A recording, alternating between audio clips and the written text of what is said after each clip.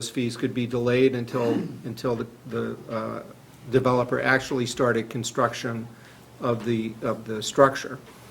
Notwithstanding that fact, we did receive the building permit fee for one of those three structures. That's about $60,000, and there's another 120 or so that will be coming in once the construction starts. But that puts us back up above 10%, and we've been dealing with this issue for the last year. When we saw that the developer would not be able to pull his building permits on his original project by February of 2012, we spent all last fall and into the winter dealing with the issue, and now we're back up above. So it's a significant milestone for One question on that, community. Keith, if I may, Mr. Chair. Sure. Your arithmetic in regards to housing inventory, are you using the original housing inventory? Over the past 2 years, we've seen a significant increase in single-family housing. Yeah, couple of things to say about that. In the host community agreement, we made an estimate of what our total units would be. We estimated that it would be 3,900 by the year 2020. If the trend continues, that's going to be too low, and that's frankly one of the reasons, and that the guaranteed amount that the developer is to give us in countable units, 100. Right now, we're counting 144 plus 14, 158. If he makes changes subsequently, or a future, someone who sits in their shoes make changes, they could go back to the ZBA and still wind up with 100 units and be in compliance with the host community agreement. If it's that 100 and our growth overall in residential units keeps on the pace that we're at, then we will not be able to stand still and do nothing between now and 2020. We will need to actively identify what additional housing do we want to have, friendly 40Bs, if you will. What kind of proactive housing measures do we want to support? And that really can be the focus for the update of the housing production plan, is to say, in order to continue to stay above 10% and to be the master of our 40B destiny, we will have to do some proactive housing planning. It's not going to be 100, it's not going to be hundreds of units, but it might be, 30, 40, 50, some number of units that we're going to need to be proactive about in the coming years, just to make sure that by the year 2020, when our denominator changes for calculating the 10% for 40B, we're going to have to be proactively looking at that numerator, which right now stands at 431 units. But we are going to need to continue to work to keep it above the goal. I think during the discussions of this whole 40B project, and even the host community agreement and the discussions we've had here at these meetings, we need to, part of our goals is reviewing bylaws. I think we should partner up with the planning board. I know previously when subdivisions come before them, there was no requirement for affordable housing in our bylaw for any type of subdivision. If we are proactive and do something so that as subdivisions, and there's been a lot recently, come before the planning board to say 10%, 4%, whatever the case may be, to have some type of additional affordable housing in these projects, or have a component of affordable housing in these projects, would be very, very beneficial, I think. So it's something that we should absolutely And it's explore. something we can focus on. The housing production plan is an initiative that we're going to be completing this fall or early winter. We're looking at scheduling a second public forum on housing for, our target right now is September 23rd, a Tuesday. We'll confirm that date and time and let folks know about it, but it will be a good place for us to talk about what our initiatives are to be proactive. Next is, in the packet, is just a letter that went to Mass DOT's Office of Transportation Planning. I was asked to co-sign a request to have the Mass DOT Project Selection Advisory Committee include reverse commuting as a criteria for state funding, which is certainly reverse commuting is an important thing that we're trying to achieve out here, so that but that it's not formally a recognized criteria for funding state projects. So I was asked to sign on the Devon's Enterprise Commission, Mass Development, Neshoba Valley Chamber, Montechusett Regional Transit Authority, and the 495 Metro West Partnership also joined in supporting that initiative. Next is in your packet a public hearing notice for setting of transfer station fees. No action tonight, but a week from tonight, we have a public hearing that's scheduled on the adoption of transfer station fees for the period beginning September 1st. No fee increases are proposed, no changes. Sixth year? Sixth Yeah. year. So Page of Thrill, working fantastic. it's working well. The deal that we got with, the deal that we got with our, for the tipping fee, which we amended just a few weeks ago, is working out well. So we're glad that we can hold the line on those costs. Then a couple of invitations that were received that are in your packet. One is for the formal swearing in, the ceremonial swearing in of Matthew J. King as Chief of Police. That'll take place on his first day in office as permanent chief, which is Wednesday, September 3rd. And the ceremony will be at 7 p.m. at the police headquarters, 500 Great Road. Sooner than that is this Wednesday at noon, when Senator Jamie Eldridge and Representative Jim Arcero will be hosting their annual barbecue and cookout for the seniors. And so that's in this building. It's at noon time, and anyone who would like to stop by is welcome to do so. Thank you, Mr. Bergman. Thank you. Moving on, public input. Anyone? Seeing none, we'll start with Paul. You have anything? I do. Keith, you have those? Yep. This past weekend, I spent in Denver, Colorado. Took the opportunity to go down to Littleton, Colorado, which is a adjacent suburb, city itself of Denver, and stop to see the Littleton, Colorado High School. And met the band director, and the band director will be taking the 40 kids out here as part of our Tercentennial Parade. Quick look, a couple pictures. That's the outside of the building to the high school. The blue and gold as well? Well, it's more purplish than true royal blue like we are, but pretty darn close. Don Edmonds, who will be leading the students out here, and then their picture that they just took Friday afternoon, we were there Friday morning to see him, and Friday afternoon they were already practicing. So real quick, they're happy, excited to come out here with the 40, and you can see 40 is roughly a little less than half of the whole band that they have there, a little over 100 kids in the band. So, yeah, we'll get to see him. He also told me that he's invited some the kids from Littleton, New Hampshire, to see if they want to march with them. So he's waiting to see feedback on that. So, Littleton, New Hampshire, Mr. McGovern, Hugh McGovern's the fire chief up there. I didn't know that. Okay. Very cool. Anything else? Not you, because that's. Mr. McCurdy? Yeah, a couple things.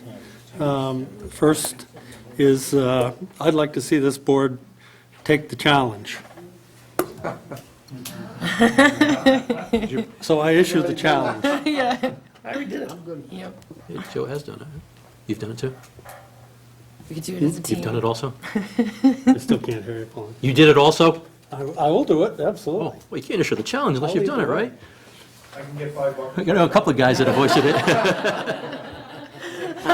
Got too many volunteers. I did it on Saturday. Yeah, there's too many volunteers. Right.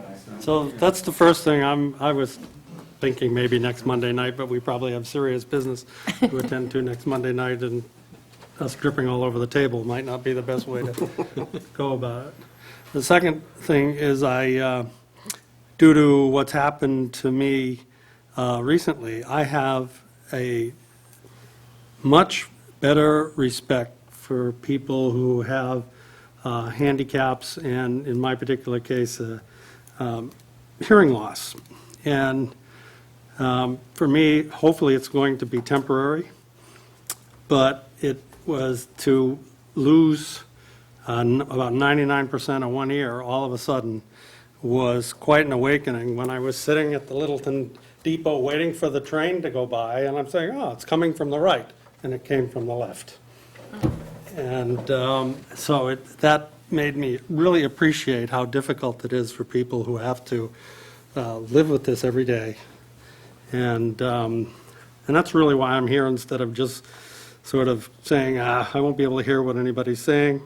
No, I won't be able to hear what most people are saying, but I'm here and I'm going to try to make a go of it, which so many people in this world do all the time, every day. So I just wanted to recognize that. Thank you. Scott? I have nothing. Nothing for me. Just two things going back to the 300th anniversary with the parade coming up on September 6th. And I want to mention the ball because we have a lot of people talking about going and what they're wearing and so forth, but haven't bought tickets. So that committee is really looking to get a solid number and a number of people to go in. So if you're thinking of going, please buy the tickets.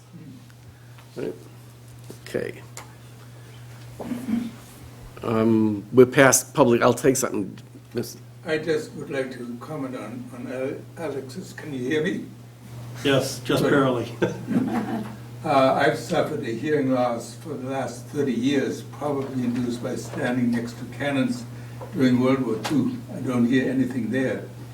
Nonetheless, I managed to survive fairly well, and I'm told there's a very good audiologist in town, in the center of town, by the name of... Megan Ford. Megan Ford. Megan, that's right, Megan Ford, who comes with excellent recommendations. Thank you. So, by all means, see her and get one of you adjusted. Well, we'll see. It's a while before they decide what they're going to do about it. Okay, It hopefully is temporary. hopefully. Thank you. Okay, moving on. The next topic has to do with Route 119. Back in May of 2012, we had a special gift fund set up and took money from LCI, Littleton Sam Parks Company, to help augment the repairs that are being done to the Route 119 bridge. Right, Keith? we had, this is actually the third time that the board will have acted on this contract. Back in May of 2012, we first accepted a donation of $600,000 from Sam Parks LLC, which is called Littleton Commercial Investments LLC. And we used that together with $1.8 million in a MassWorks grant to award a contract for $2.3 million to Onyx Corporation to undertake the improvements to the Route 119 I-495 intersection. We were back here again in May of 2013 to do a number of change orders associated with that project. There was an additional $300,000 that Sam contributed. About 200 of that was for change orders, another 100 was for police details. Tonight, we're back for what I can predict would be the final time with this contract, with the last set of change orders and police detail amounts, and a further amendment to the town's memorandum of agreement with Sam Parks Group. So the timing is, we're playing it pretty close. It's 7:20 right now, and at 8:30, the work commences. It's night paving for the project. we were hung up The longer for... you talk, it's gonna be 8:30 and Yeah, then yeah. work's gonna stop, we're not gonna We have to we vote. were... Chaos. They're going ahead, we had the handshake, I said, we have the $120,000 from Sam Park in hand. We have the contract signed by the contractor and by Sam Park. And the project had been held up for a number of months, as you saw and know, just from those Verizon poles still being not out of the way. So with some help, even from the governor's office, we were able to get Verizon to relocate their wires onto the new poles, and ultimately, the old poles were removed just about a week ago. So last Monday night, in a 2-hour session where we had special guest Jim Clyde, who was in the building for 2 hours.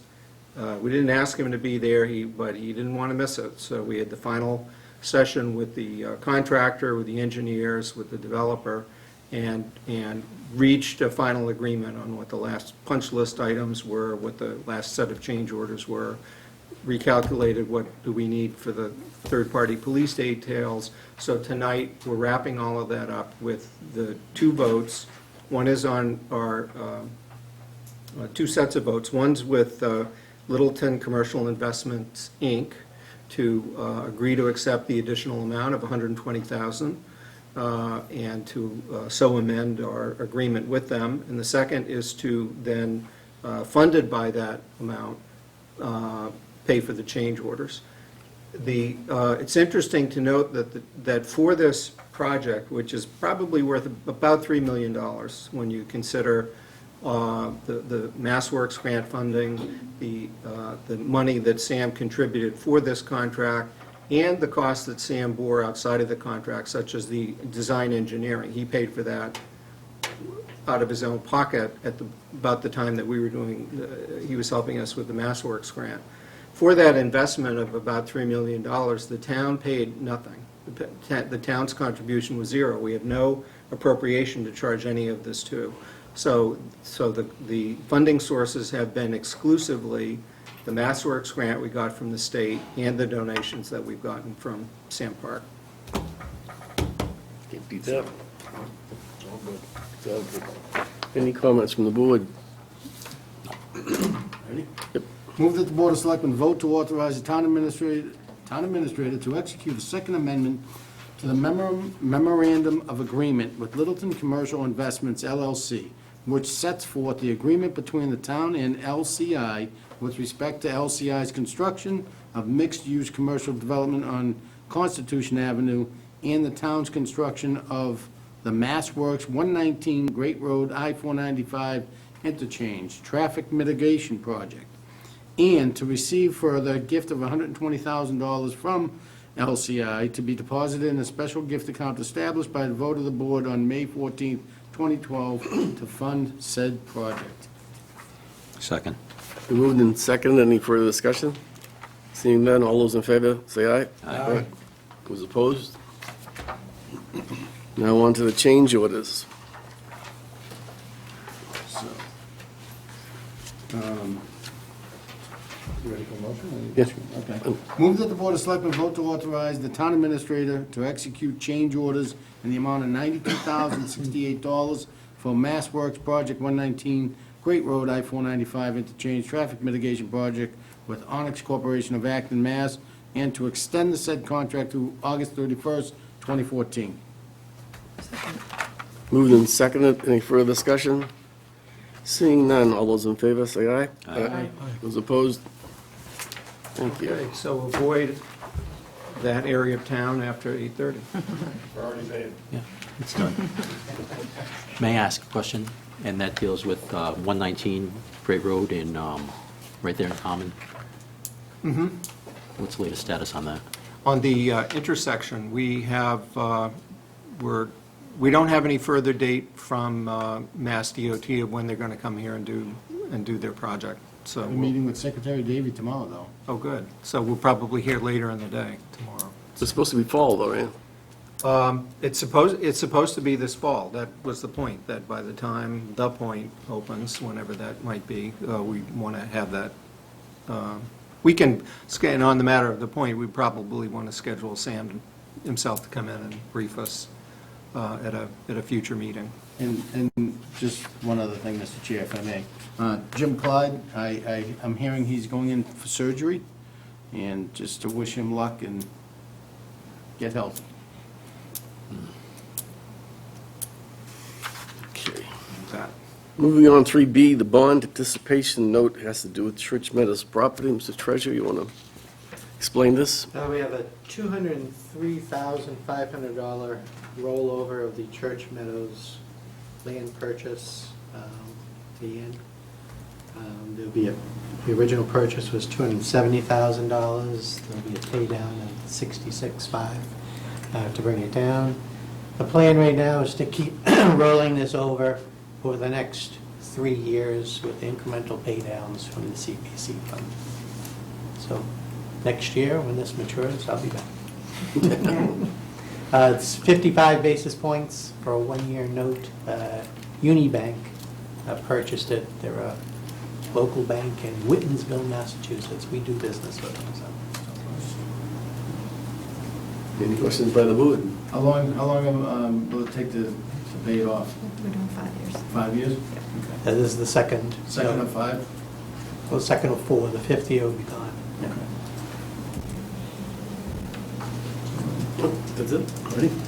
Move that the Board of Selectmen vote to approve the sale of $203,500 general obligation municipal purpose bond application, note of the town at 0.550% dated August 15, 2014, and payable August 14, 2015 to Unibank at par. Second. Moving in second, all those in favor? Aye. Opposed?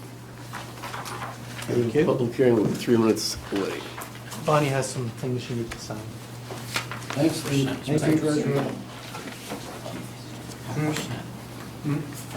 5%.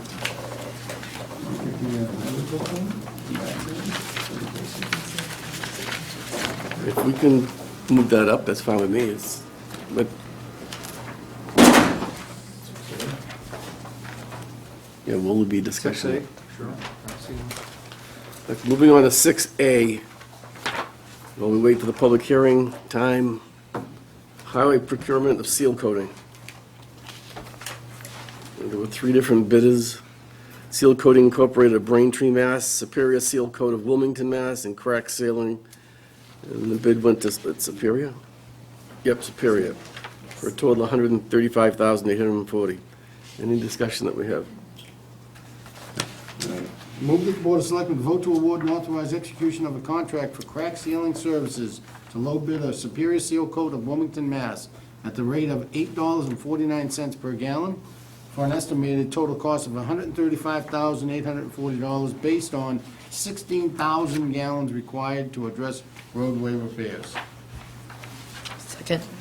It's been moved in second. All those in favor? Aye. Those opposed?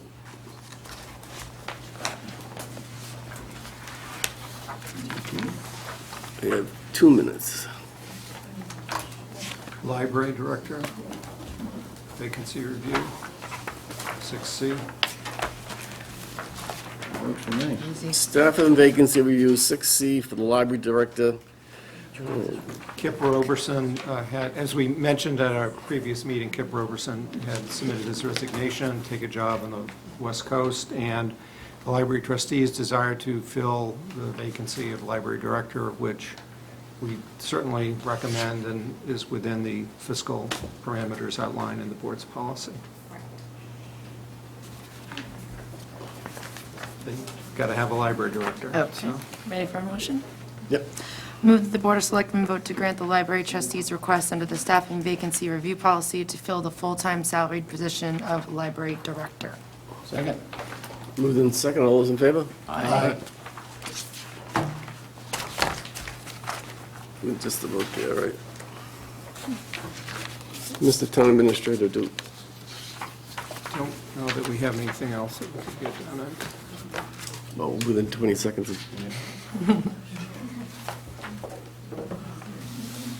award a $1.5 million road contract. Not in 10 seconds, no.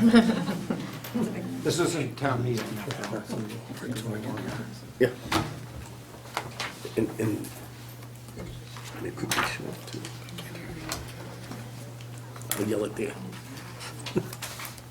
We got well, Stefan. Yep, all set for. Okay, it's 7:30, legal notice, Board of Selectmen, public hearing, all alcohol beverage license application, Jocelyn Nagara, I'm probably killing that name.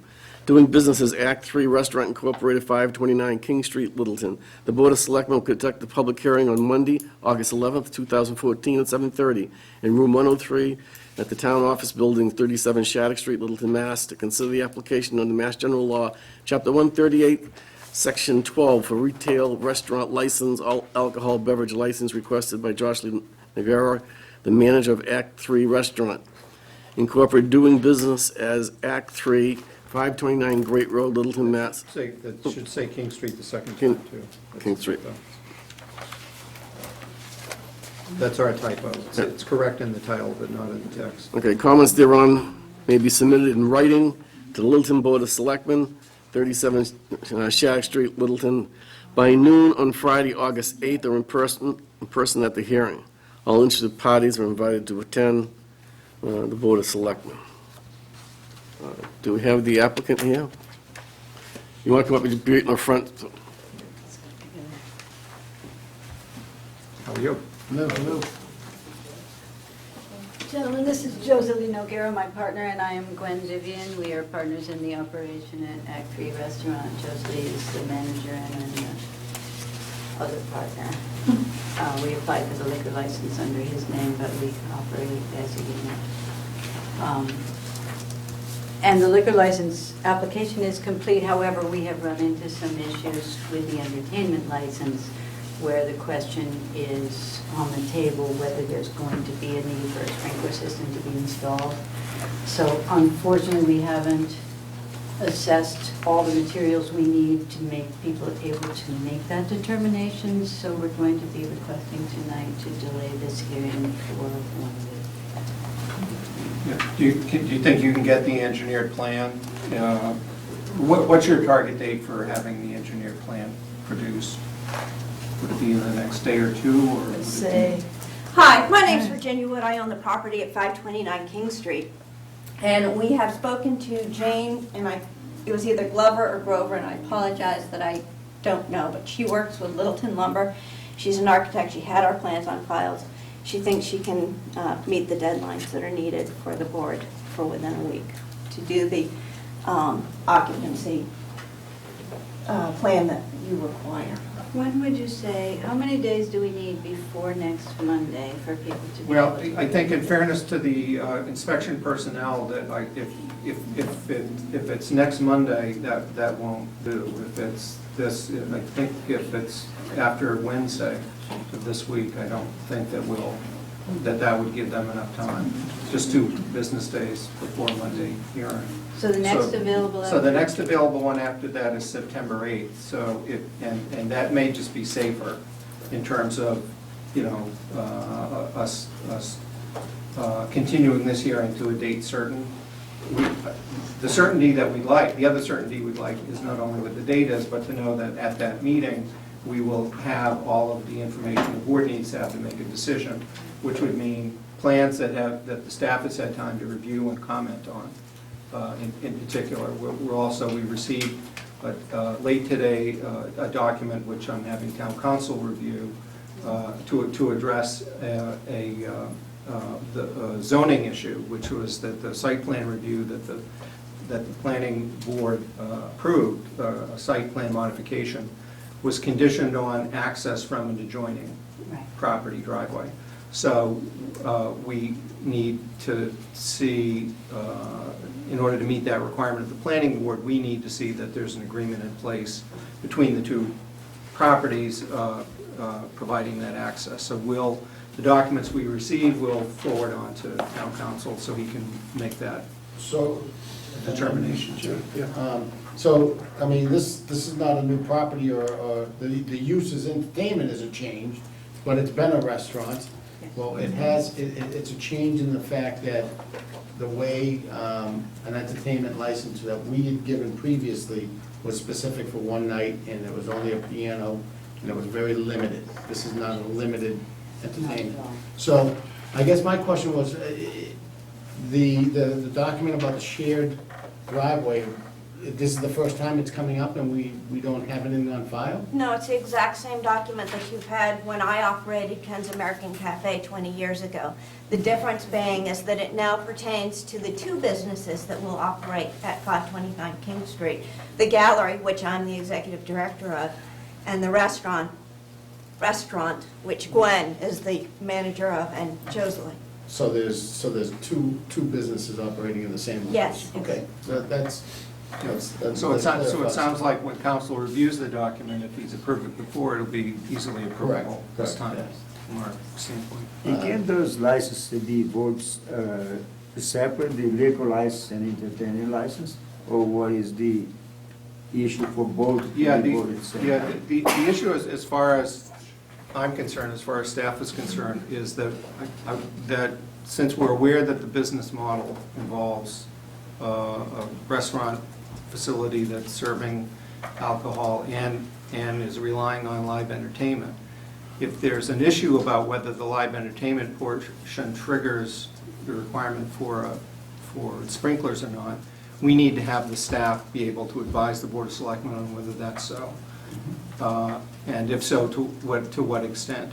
And what I think it would be unwise for the board to do is for you to approve a liquor license for now and an entertainment license later, when we know right now that the business model envisions both of those uses there. So if it's a matter of, I don't think continuing this. anybody on the board was saying, let's approve it now. I think Yeah, if it's a matter- For an extension. Yeah, if it's a matter of very reasonable. continuing this Makes hearing sense. Yes. until, for a week or for a few weeks until, the board meets again and you have the information, then we'll have all the answers. You can make an informed decision and then they can get off and Sure. bring this great facility to Littleton. That's right. It's September 3rd, I guess the question, is that gonna be long enough for them? That's plenty of time. September 3rd? September 8th. September 8th. Yeah. August 18th would be great. Yeah. Thank you. Yes. August 18th, the week from Would be tonight. great. But then we need that plan. We will have that Yes, plan. I mean, you can vote August 18th tonight. I can tell you, if we don't have the plan by Wednesday, we'll be tabling the hearing next Monday night. But we can schedule for the 18th You and can then, schedule it for then, and if you have it, great. If you don't, if we have not had a chance to review it, then we table till Till September 8th. I'm good Yeah, with that. let's set a short timeframe. May I ask a question? I have a concern because September 6th is Littleton's 300th birthday parade, which ends in the center of Littleton, and we were hoping to open our doors so that people could walk through, see the gallery, see the upcoming restaurant, and say, oh, isn't this lovely, even if we're not serving alcohol yet, even if we don't have music yet.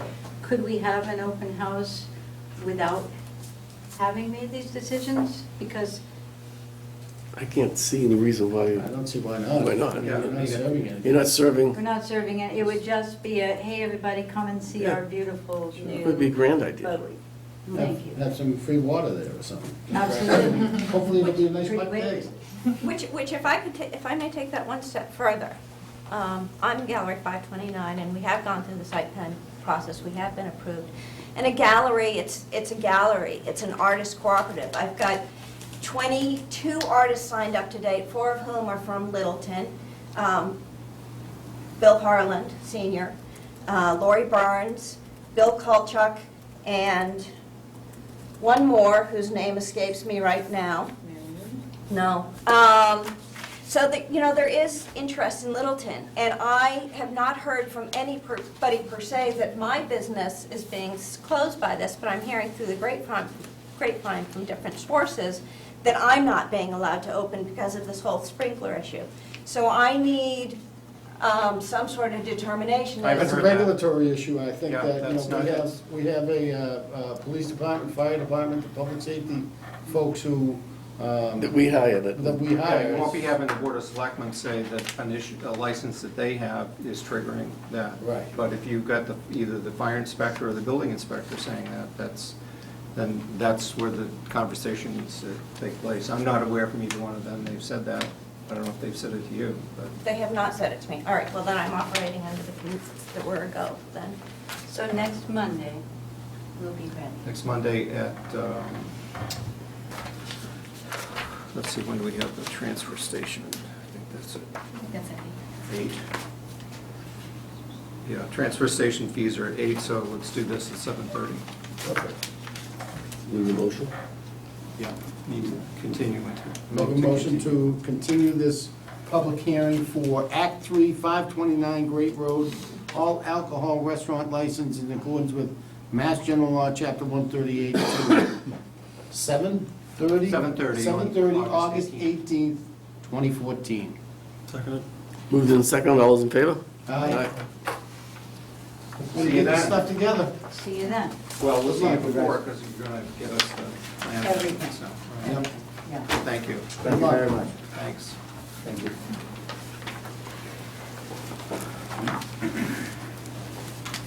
We have 20 minutes. Plenty of time to do the show. As I said.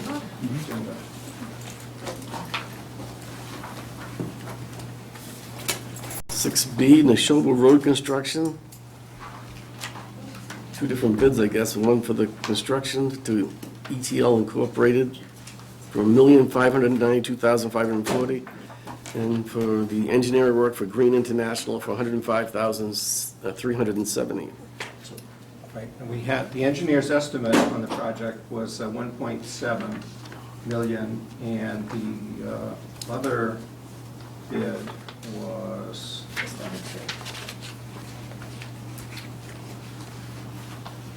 2091. 2,091,000. This was more expensive than Goldsmith. No. Well, we, Goldsmith was two, that It was 3 million. That included the 800,000 for the water main.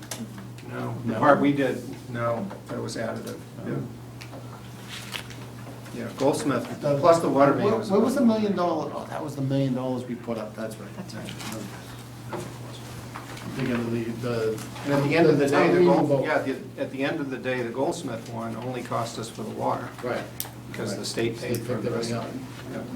Now, who's the company that did Bruce Street and Harvard Road? They didn't even put a bid in? No, they didn't. no, J.P. Albert. Yeah.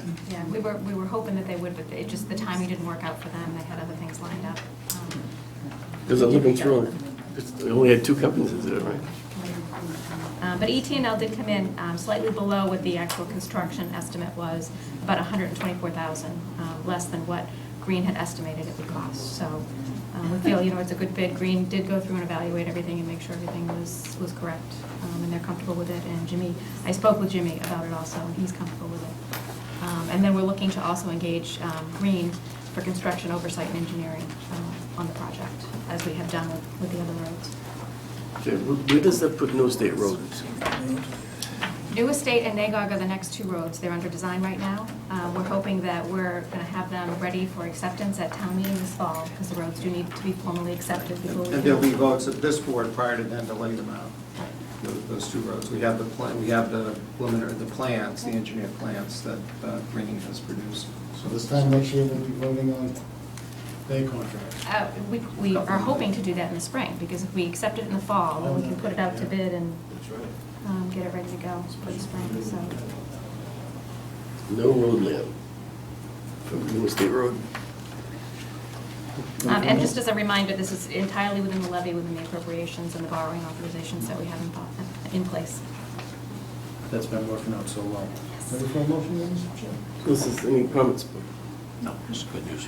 Move that the Board of Selectmen vote to award and authorize execution of the contract for roadway reconstruction of Neshoba Road with ETL Corporation of Stowe at its low bid of $1,592,450 with execution of said contract, subject to receipt of performance and payment bonds and certificates of insurance. Secondly, move that the Board of Selectmen Vote to award the contract for resident engineer and construction administration services for Neshoba Road reconstruction project to Green International Affiliates, Inc. of Westford, Mass. in an amount not to exceed $105,370. Second. Moved in second, all those in favor? Aye. Those opposed?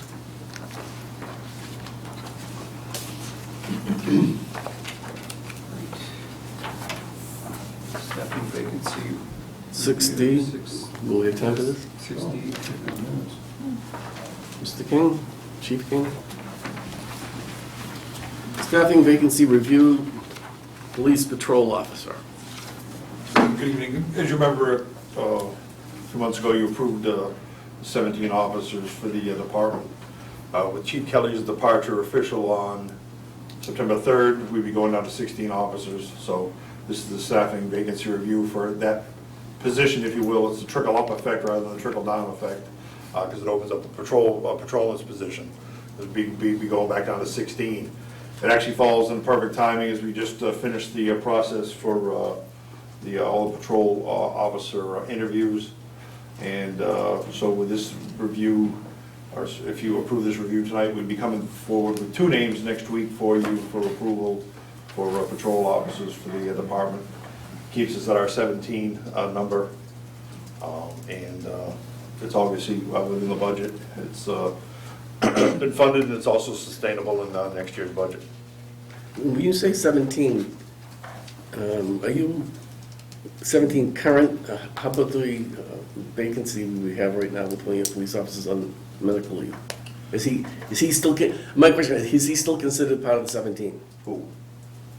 Patrick? Patrick O'Donoghue and Jim Patterson, Yeah, yes. okay. So technically, right now, I'm working with 14 officers. I'm down 2 to medical. Yeah. Chief Kelly's on terminal leave, so there's 3 out. So technically, right now, we're actually down to 14. Okay. So this does not add anything other than the 17 that was approved with the board prior. It comes at a time when I talked to Town Administrator Bergman about it. I said, we're appointing on the 18th. He's gone the 3rd. It's best to get the appointments done, and then they flow right in. So He wouldn't start work until after, right? Because September obviously 3rd. next week you'll see in the thing, the hard background is done as far as criminal and things like that. They obviously still have to get through the psychological test, the medical test, which is obviously we've done many times after your appointment because it's a conditional appointment on they pass the rest of the system. I don't expect to see them on board. I'm shooting for September 8th, but I'm probably more like September 15th to the 18th, somewhere in that range of September. Okay.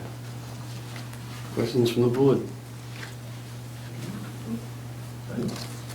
Move that the Board of Selectmen vote to approve the police chief's request under the staffing vacancy review policy to fill 1 full-time benefit patrol officer position resulting from the police chief's retirement September 3rd, 2014.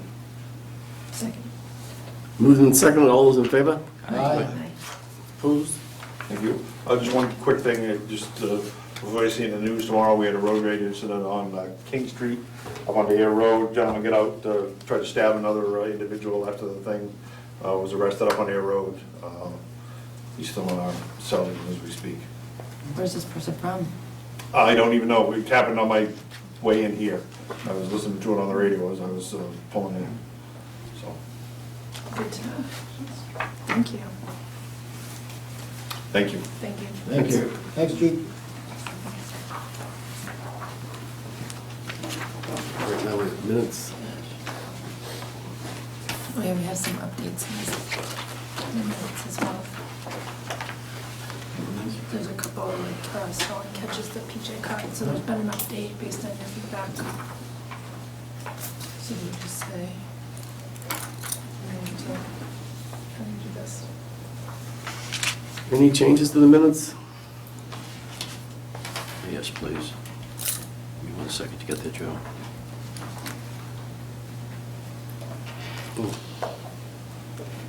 Line 22. Oh. Yep. Just said that, well, it is the annual Appleman Triathlon It's sponsored by the Rotary Club of Littleton. So I'd ask that we insert that between annual and Appleman. So it would read, organizing the annual Rotary Club of Littleton, Appleman. And then just a pure spelling correction on triathlon, same line.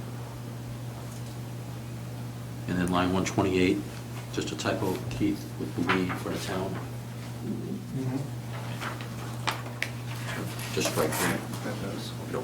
That's it. And the numbering system pays off. So is there a motion? I move that we accept the minutes as corrected. Second. Moved in second, all those in favor? Aye. That's a very concise way of saying that.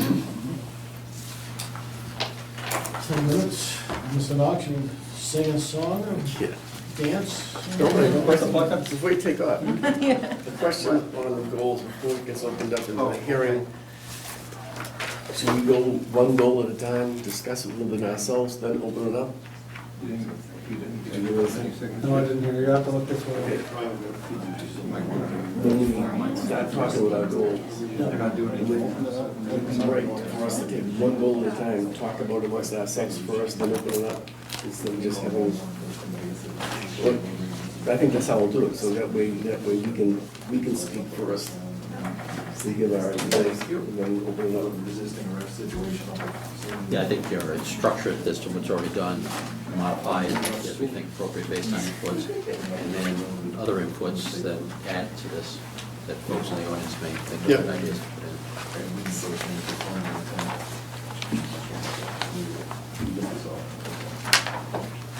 Sorry. There's two for Barney to sign, but certified.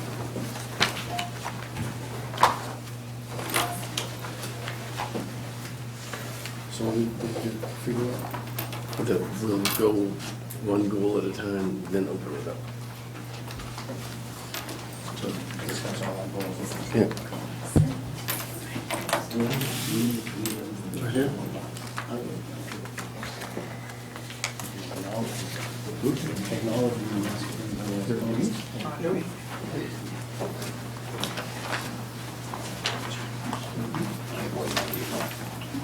Oh, sure.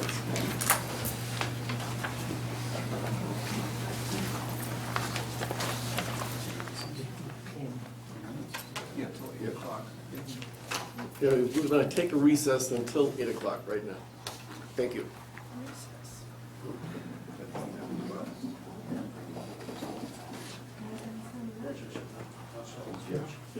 Yeah.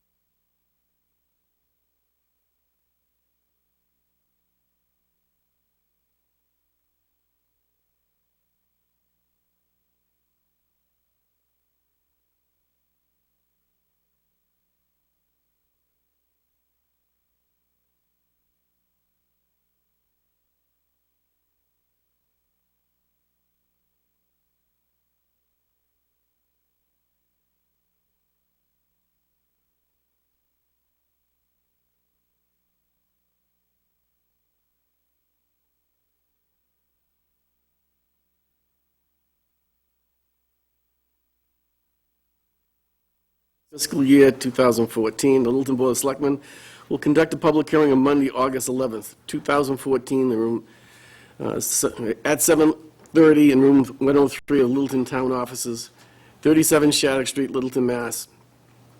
On the following proposed goals identified in the preliminary goal-setting exercise held on July 21st, 2014.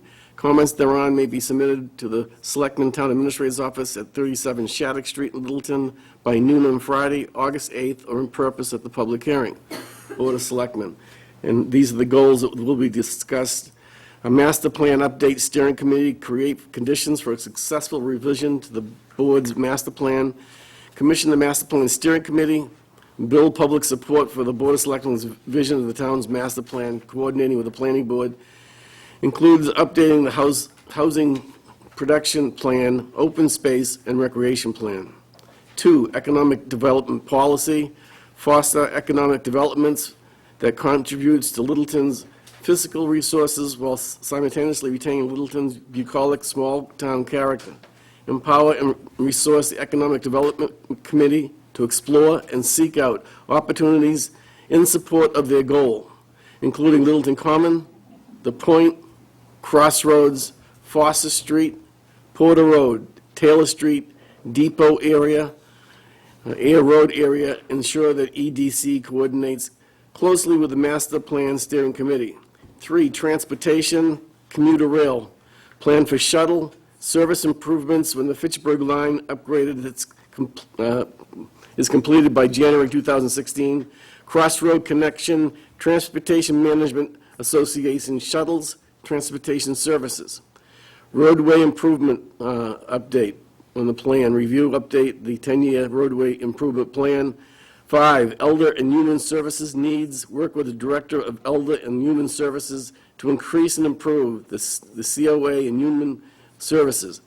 Explore tax relief for seniors. 6, Public Safety Strategic Plans. Task the police, fire, EMS departments to develop 5-year strategic plans for incorporation in the master plan, including staffing, facility requirements, and regional opportunities. 7, Town Government Organizational Review. Review and update the recommendations of the Town Government Study Committee and determine the way ahead. 8, Review bylaws and regulations. Review town bylaws and regulations to identify those requiring updating or further attention. 9, Fiscal Policy Strategic Plan.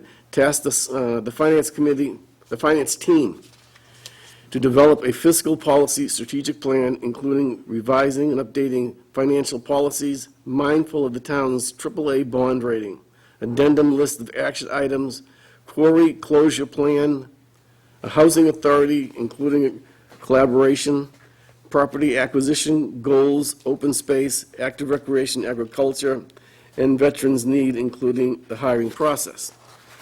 We did receive 3 letters pertaining to different parts of the goals and suggestions. What I will do is go to each goal, have the board talk about the goals and discuss them, and at that time I will open it up to the public. Starting from number 1, the Master Plan Update Steering Committee. Comments from the board?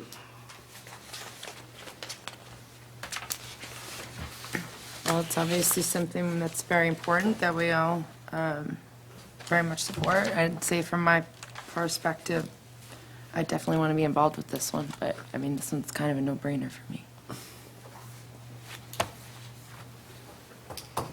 No, I just think that again, the priority of the town is to start looking forward and making sure that the master plan is well thought out and have as much input from the townspeople as we can foster up. Yeah, that's a good point.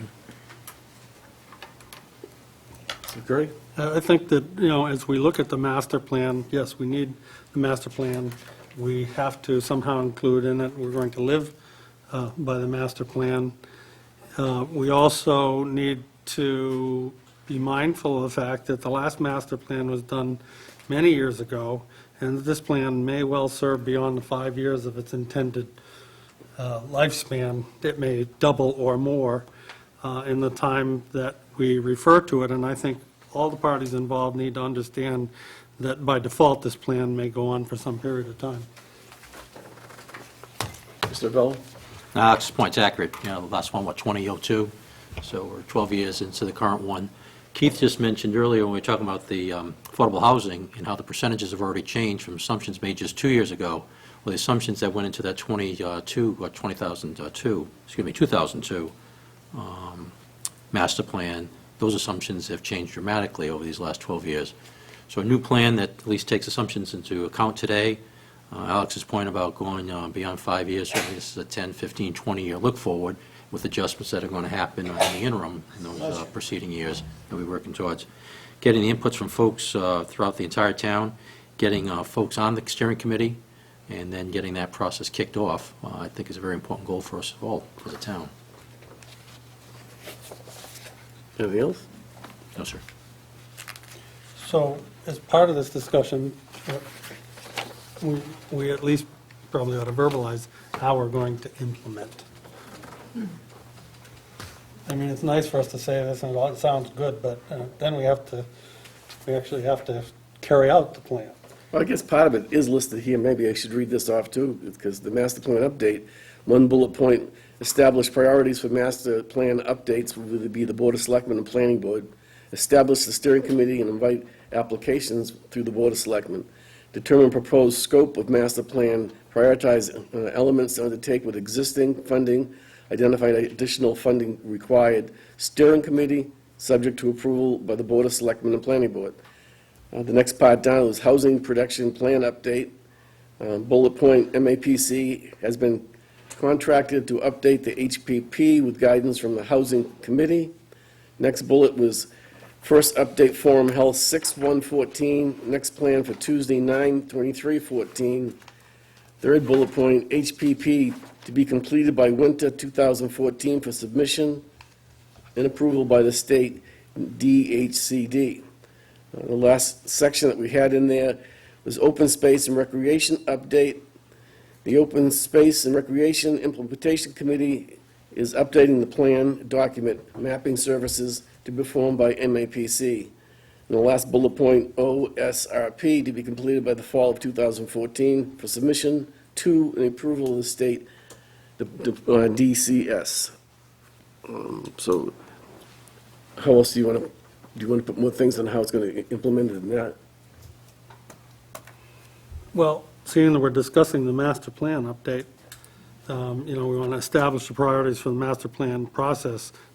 What's our timeline for doing that, and better yet, what's our process?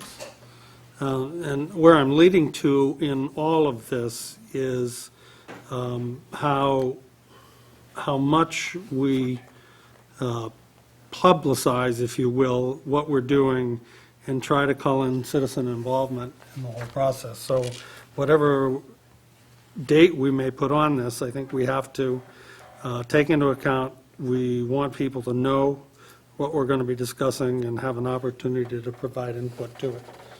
No, I agree. I think the public has to be the major source of things getting done. So we would have public input in every single section. Step one, this board collaborates with the planning board as to some of the things we've discussed and see if there's a concurrence of the two boards. Then step two is the outreach, and that's the general public to start bringing things in. Step three is an establishment of the steering committee, and get that process rolling. And then with the folks that are on that, joint meeting with the steering committee, the planning board, and this Board of Selectmen, working out a charge for that steering committee to go forward and begin working and then bringing in inputs from folks further to what's already happened at that point. So those, I think, are the next three steps, if you will, as far as actual process tasks. What kind of time frame do you think we can? Well, now we can start talking that, yes. Certainly, as we look, next time we have an opportunity to meet with the planning board, we can explore that. So that's sometime within a month, I should think. With head nods that we all concur that way, we want to have a good advertisement now because we want to start talking about bringing people in for the steering committee. I think you need another 30 days there also. We're 12 years from the last one. So we're saying now a month, you say, well, cheapest now, PJ, you're talking 3 months down the road. I would say that's okay, since we're already 12 years into the current one. Another 3 months to actually get a steering committee formed, and then a joint meeting between the planning board and the Board of Selectmen with the public input that we will receive, and we solicit that as we're ongoing throughout this process. And it's a continuous solicitation for input. and then that helps form the charge for the steering committee.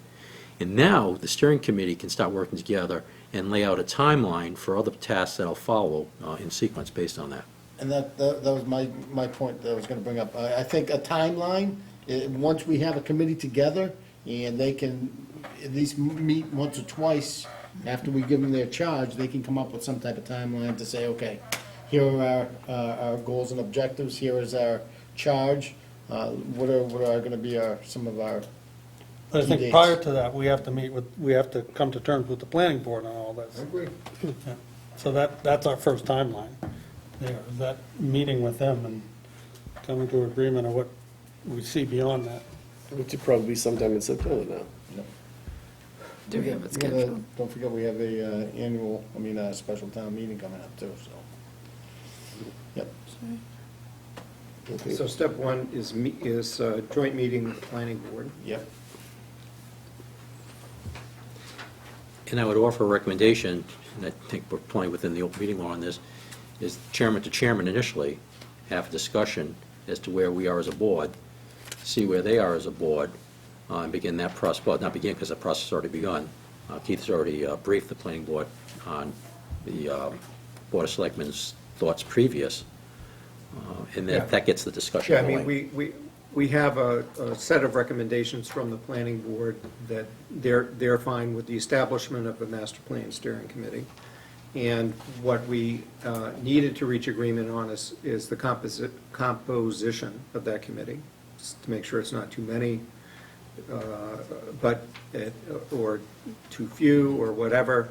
But that process has been indicated. We typically advertise for a month to invite applications. But I think for a that's a committee. discussion we can have with the joint meeting too, what's the Yeah. composition of the Yeah. committee look like? So we could reach agreement on that at a joint meeting in September. Yeah. And get some public input. That's a for that product, also. yes, Yeah. concur.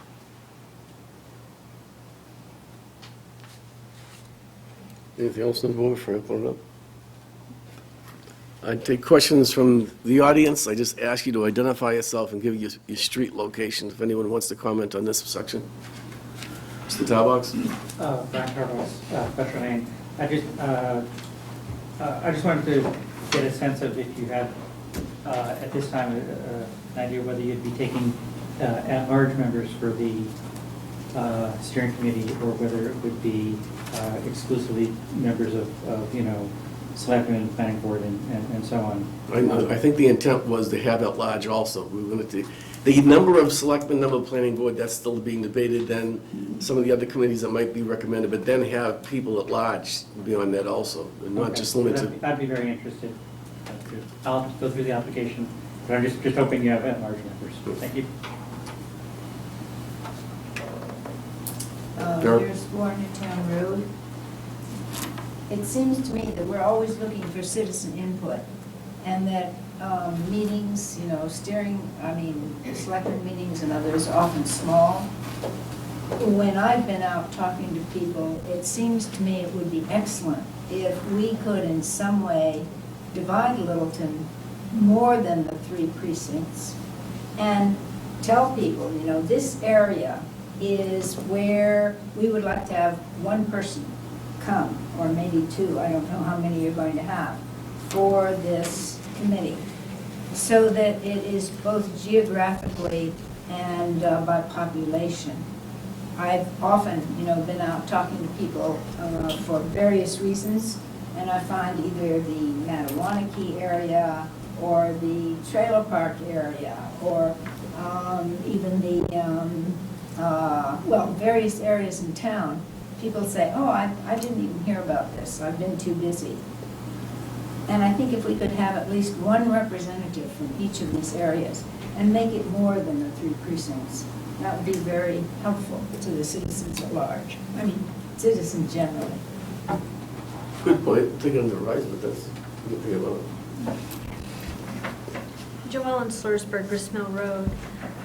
It seems like when you say you're going to get public feedback, we need to approach this as a master plan so that it's really representative of how Littleton looks demographically, by gender, by age, so that we're sure that we're representing all the different populations that now exist in Littleton.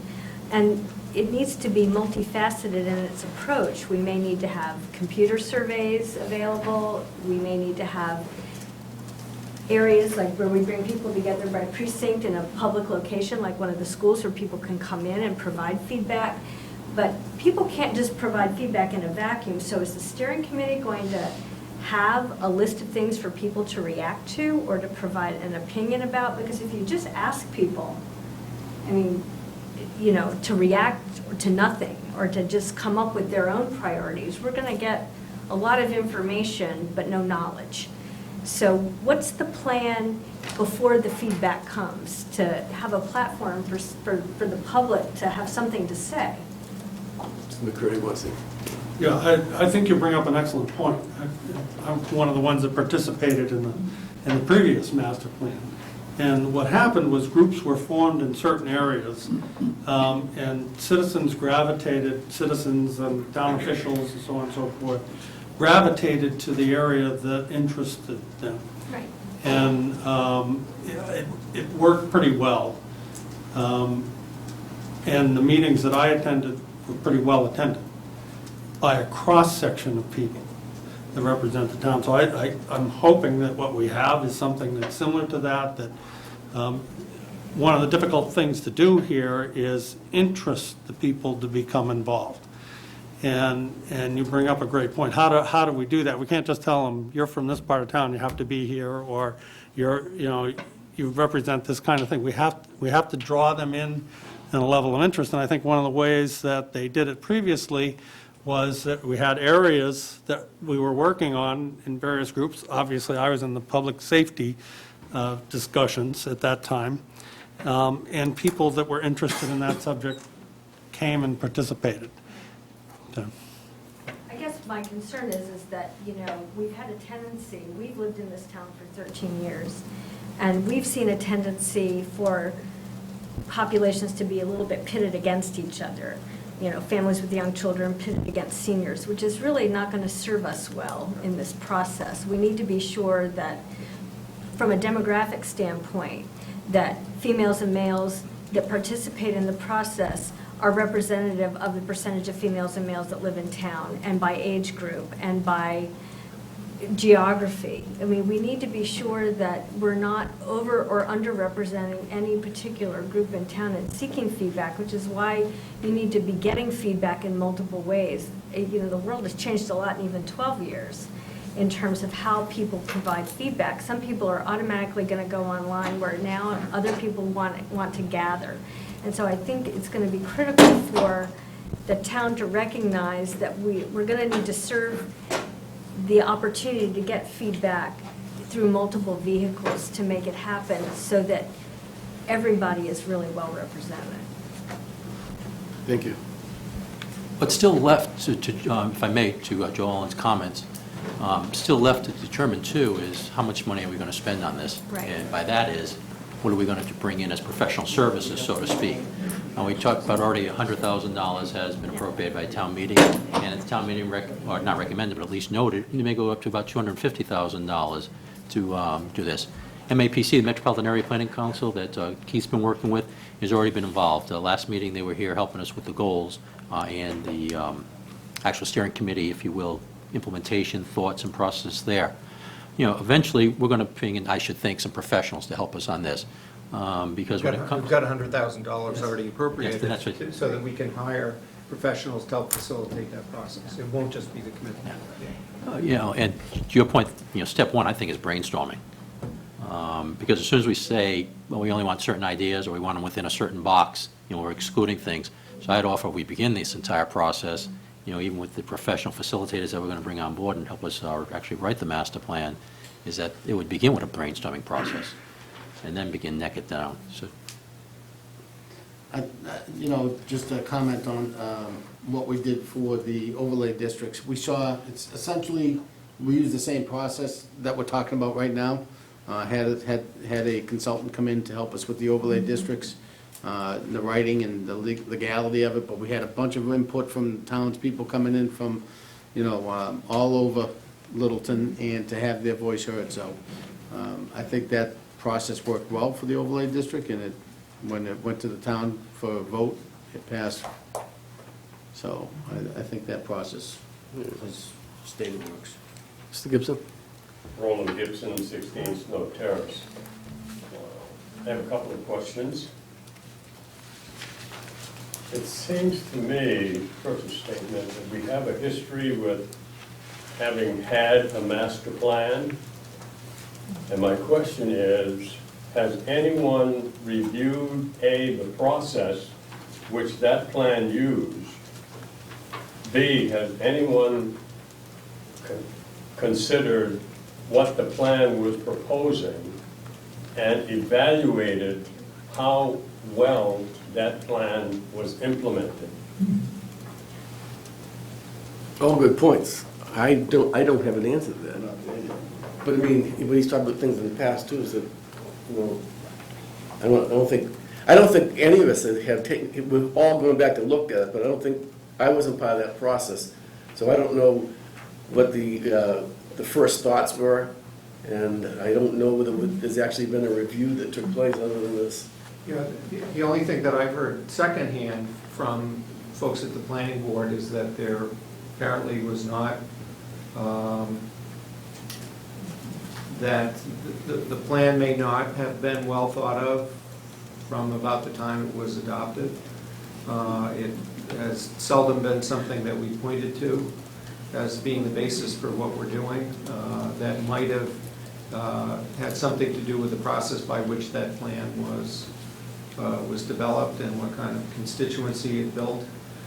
We've approached planning from a different perspective, as was just mentioned, the Littleton Common overlay zoning. I have to say, we didn't stop to ask, well, how did we do it in the past and can we do it better? We just did it better. We just went ahead and said that what's the right way to do a planning process? And it's by bringing in an outside facilitator who's qualified to help us to build a constituency that consists of community members as well as the town officials who were charged with responsibility. And we saw what can happen when, as a success story, when that Littleton Common overlay zoning was brought to town meeting as a planning board initiative. We had just as many members of the audience who were getting up and helping move it along because they had been involved in the process. They knew what the outcome was. They were invested in the results. And they stood up and said so on town meeting floor. I think that's probably the gold standard for what we would want to do with any planning exercise. To Roland, that's a good process point that you're bringing up. And my anticipation is that the steering committee does that homework. Yeah. That's got to be part of this.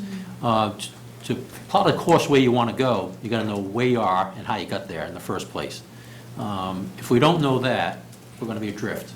So I certainly think that's part of the charge, if you will. The exact words I don't have right this moment as to what we say to the steering committee precisely to get that point across.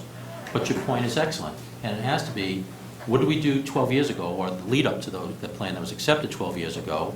What worked well at that point? What seems to have worked well over the 12-year period? Keith brought up some very good points as far as how much we really paid attention to it as a town, as any particular board or committee in town, members and various people over those 12-year periods who may have read it or may not have read it, may have heeded it or not over those years. And then it begs the question going forward, okay, we're going to do this, we're going to spend some money on it and a lot of people's time.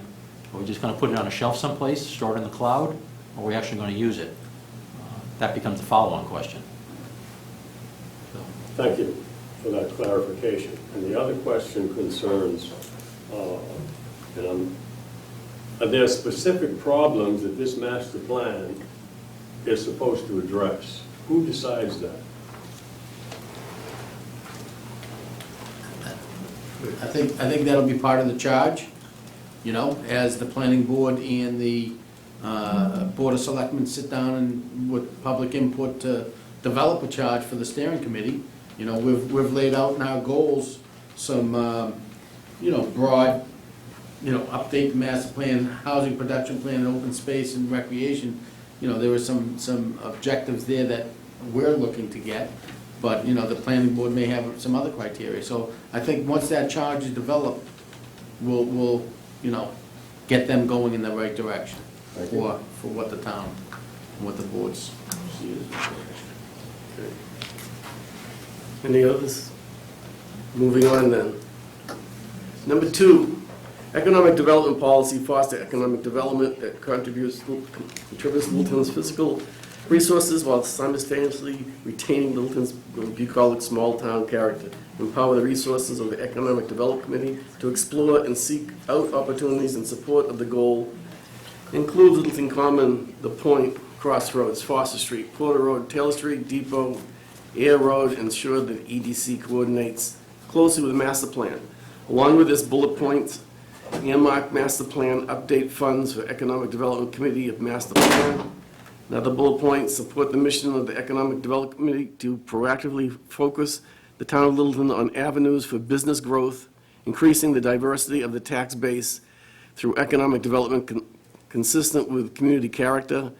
Another bullet point, support EDC's next steps, including gather more information to engage the town, align and refine our process, profile targeted businesses, apply planning tools, develop marketing strategies, and the last point, revise and update policy on tax increment financing agreements. Board? I just have one comment, Mr. Chair. We did have an update from the Economic Development Committee, and, I thought that committee right now is functioning at a very high level. I think they've been doing a lot of good work, and I think it's perfect timing for the master plan and these two groups to sit down and work. So. One of the points I wanted to make too is that by including different areas on purpose is that it seems like in the past, and to no one's fault, but at times this board would start on a avenue of talking about a certain area that's not being utilized to its full capacity, and then other things come up and we drift off. So by including this, it'll give us something, I think, to go back to and say, have we talked about Air Road, in the whole year? Have we talked about this other section, and it's no one's fault, because we're busy enough that something gets moved around, and something becomes a priority, but at least here we have something to go back to and say, we did not go in this area. I think the only comment I would make is, and I've said this time and time again, economic development is a must. We have to do it. When we use the words consistent with the community character, which is actually in quotation marks here, I think somehow we have to steer the economic development policy to also include what goes with it. So if we're going to maintain community character, then those who are trying to find economic development that fits this town have to also have a good view of the areas that we want to keep, preserve, maintain, or whatever it is. And I'm not saying that's not their charge, but I think with every piece of land we develop business on, we ought to also eyeball a piece of Littleton somewhere that we don't want to develop business on and that we'd like to preserve.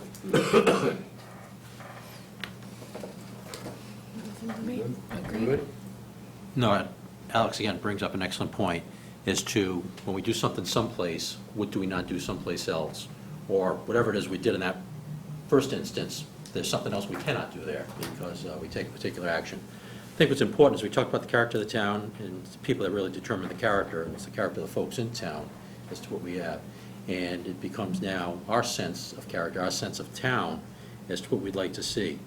I don't think anybody on the board, and certainly nor I, have any grandiose impressions like, let's bring in a couple Walmarts, a Target store, bring in the big boxes so we can get a lot of tax revenue from something like that. That's not this at all. So when we talk about economic development, that phrase can be used in many ways. So what does it mean to us? Well, I'll say what it means to me here in town. Is we have a lot of great things going on for us here in the town of Littleton. We have good police, good fire, good schools, good highway folks. A lot of people working very hard doing good things. We pay those folks to do things for us. That costs us money, and it's our tax money that does that. The tax base, the residential tax base in the town of Littleton does not support that, as we know. We know it's such that we even have a split tax rate. When we first started the split tax rate in this town, commercial was a ratio about 1.2 to 1 as to commercial dollars to every residential dollar as a rate. It's 1.7 to 1 now. So the commercial interests are paying more and more of the burden, if you will. Some of that's a result of shifting in prices, residential rates, things like that. The bottom line is, we do need commercial in the town of Littleton. And we'd certainly like whatever that commercial property is, that commercial business, concern, however you want to phrase it, is that it helps contribute to the character of the town. So there's no one certain business per se that does that, and you certainly come up, I think, with a few that would say do not contribute to that, and that's not what we want to encourage. So as folks do look at this on the Economic Development Committee, and that's why it feeds into the master plan, because really what it should be doing is supporting the master plan, just as the conservation plan will support it, just as the housing plan will support it. Those plans support those overarching goals that we have in the master plan, where we want to be as a town. And if we have certain goals and objectives in the master plan, and someone comes up with a brilliant idea to bring in Walmart, we say, that just doesn't contribute to our master plan. That one's dead on arrival, to use a very easy example. So what does economic development mean to PJ personally? It's that we have a group of folks on the Economic Development Committee who work towards the overall goal of the town. And that's why, you know, the term bucolic in there, because we really are. There's a lot of great things about the town. Yeah, we know we're not rural, we're certainly not suburban, beyond a pseudo-residential bedroom community, I guess best way to say it at this point, with many farming interests and conservation interests. Anything else on the board? I'll open it up. Joel in Slorsburg, 77 Grist Mill. You know, Paul, to just add to your point, though, shouldn't the plan start off by being granular enough so that we know in advance that there isn't going to be a Walmart in town, if that's what the plan determines? I mean, when Ernie Buck Jr. went to Westford and said, I want to bring a car dealership to Westford, they said, great, we've got a zone for a car dealership on either Route 110 or Route 40. So they already knew that we've already got this in our plan if someone were to bring it in, and we know where it's going to go. From the bottom up, the plan needs to allow for, you know, where it's going to be, where we want certain things to be. So, I mean, it can't be that, okay, well, we're going to put a grocery store here, so the trade-off will be open space somewhere else. It seems like will the plan lay that out up front? I mean, isn't that the goal? We have zoning bylaws to handle most of that, but I think during the process of developing your master plan, absolutely, because that's where you want to talk about, when you talk about vision. You know, where do the folks in town want development as far as location? Right, but then the zoning laws may have to then be changed. amended. Absolutely. Okay. So we have a starting point, Yeah. which already says to Walmart, yeah. Right. Go somewhere else. So there's certain things that we come to already, but what we lack in a lot of the silo planning that we do is a comprehensive vision. Yeah, we'll Right. do, even the Littleton Common one, it was Right. just a particular area. We've got the open space plan being updated, but it's still, you've got to place all of those on one map. On one map, right.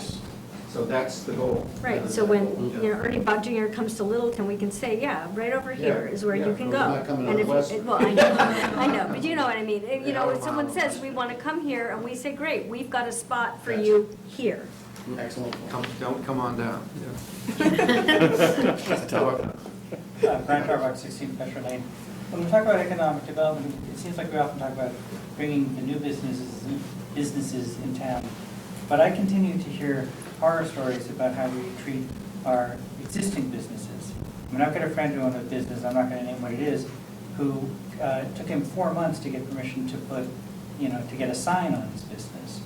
I just hear stories like that all the time. I hear these little businesses that have, 5 and 10 employees who find the town government, the bylaws, an incredible burden to deal with. We do have a lot of bylaws.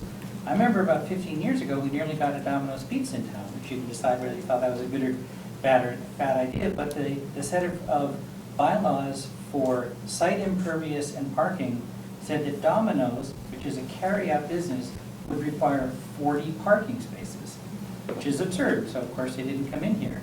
And so while it's great to bring in new businesses, we've got a lot of small, very small businesses that are struggling and would just like the town to get out of their way. I'd like to see us address that. Because we always say small businesses is, you know, we don't want the big Walmarts, we want the little guys. So let's help the little guys, or at least get out of their way. I'd like to comment if I may. Yeah. Because it's excellent. Brian, statistically, across the nation, the number one impediment that businesses face is permitting, not taxes. Because if I can't get permitted and gain access, what do I care what the taxes are? Because I'm not paying them because I'm not in business there. So it becomes permitting first. And certainly, I see that as an overall responsibility of the Board of Selectmen, working with all the boards in town, is how do we facilitate it? Earlier this evening, there was a discussion about a liquor license and other issues that are involved with the particular business that were involved there. There are regulatory and statutory requirements that we must adhere to, and we all understand that. But how do we work with the statutes and the requirements? The zoning issue, like, is there a requirement maybe, because just we've got a really good idea someplace, but zoning right now prevents it. What do we have to do to fix that zoning issue? Collectively, we as a town and the various boards that have a handle in that, at least, you know, got a piece of the pie, so to speak, need to be engaged there and work towards the solution you suggest there. And that is, and I like the way you said it, you know, is get out of the way. Be there, you know, Matt King's already gone, but there is a traffic cop approach to this because there are rules and regulations to follow. But how do we keep traffic flowing as evenly and as smoothly as possible? And that's where we can contribute. Anyone else? Yeah, Mike Slursberg, Gristmill Road. Just sort of to that same point, I think a lot of this, you know, it's, for example, it's nice to say, you know, preserve the character of the town, but I think as part of the process of developing the master plan, we really have to have like solid, simple goals and strategies to get there. And part of that is really saying, well, let's do the research and find out what we have to have in our regulations and what we have to do in our strategy to make that all happen. Like one thing I always see is whenever a large business comes in, you know, everybody in the town's scrambling around with their hair on fire saying, should we let this happen? And it's a big argument all throughout the town, as opposed to having, before that business came in, you know, a developer or a large business having said, okay, these are our planning regulations. And not just say, get out of the way, but in effect say, okay, for this stuff, we're going to get in the way. When Walmart wants to come to town, we're going to put up a brick wall. But when Joe Blow wants to put a beautiful little cafe in, maybe we open up a nice little superhighway so those guys can just get right through and they know exactly what they need to do. And if we can do some looking at, say, just off the top of my head, a place like Concord, okay, where they've really, you know, made an art out of, okay, we've got a very tough planning situation, you know, but you know what you got to do, you know, and the net effect is when people say, well, where do we go on a Saturday afternoon? They're going to Concord and spending their money, you know, and maybe if we can, you know, as part of the budget for maybe an outside consultant, if that's in the budget, part of that is, you know, what's the process look like so that we really make that happen? Like the 30,000-foot question of how do we make those smaller things all happen, even if we can't predict where they are?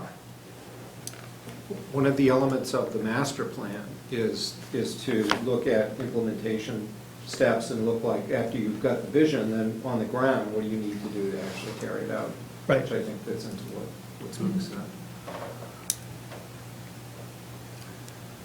I'd like to ask the board the meaning of the character of the town. What does that mean, the character of the town? I've lived here since 1971, and I'm still trying to figure out what the character of the town is. It was a small town. It's getting larger by the year. I see all kinds of construction going on, meaning there are more people coming in, more demands for services. Route 2 2A rather, has screaming traffic coming through it every day. That's not a village town, that's not a small town, that's big town properties. Can we alleviate that somehow? There's a conflict between economic development, which we need, I'm sure, and what I feel to be the character of the town as of old, small town farms, horses, cows, apple orchards. But in fact, we don't have that. So where are we going? What's the small town character we're trying to keep? I'd like the board to define that better. That's it's a great point, because I've been here my whole life. I've seen things change tremendously. But at the same time, and I'm just speaking from my own personal viewpoint, I think the town as a whole, over a broad period of time, has done its best to keep that feeling that we're not an enormous town with just strip malls. It hasn't been easy, and it hasn't been perfect either. But I think when I think of town character and keeping the small town character, I try to think of preserving what we can, knowing that you still have to have some economic growth. But that's when a master plan, that's when boards get together to say, how can we try to keep this but still gain what we need for economic growth? But I know, Jack, what you're talking about, I remember all the apple orchards and things like that. And they're not here anymore, but at the same time, I think we've done better, and this is my opinion, done better than some other communities that are very close to us that have lost almost everything that when we talk about that. I don't know what other people... And maybe, I mean, to your point, I think we all kind of maybe have a sense of what we think it might be. But if we can put pen to paper a little bit on defining that, and then we all know we're kind of all on the same page with what that really means. I think it's a real easy answer. The census says there's about 9,200 people in town, 9,201 ideas as to what it means. So the wise guy comment out of the way, I really believe it's the people. That's the real character of the town. And some of it's a feeling. Certainly the town's going to mature, develop, evolve, whatever, verb we want to use there. It's growing. If you've been here your whole life, you've seen the population double in a little bit. 5,400 when I was a kid, I think. So darn near doubling then in your lifetime. It is over the equivalent of your next lifetime, the next 30 years or so. We'll see certainly an increase. Earlier in the evening, we talked about more housing developments being built, which means more folks coming to town also. And it becomes one of those things, the bane of success, if you will. If we are such a nice town, such an attractive town, folks are going to want to come here. That's kind of good. My wife and I settled here 10 years ago because we liked the town. We saw what was here, said, this is nice. We want to be here.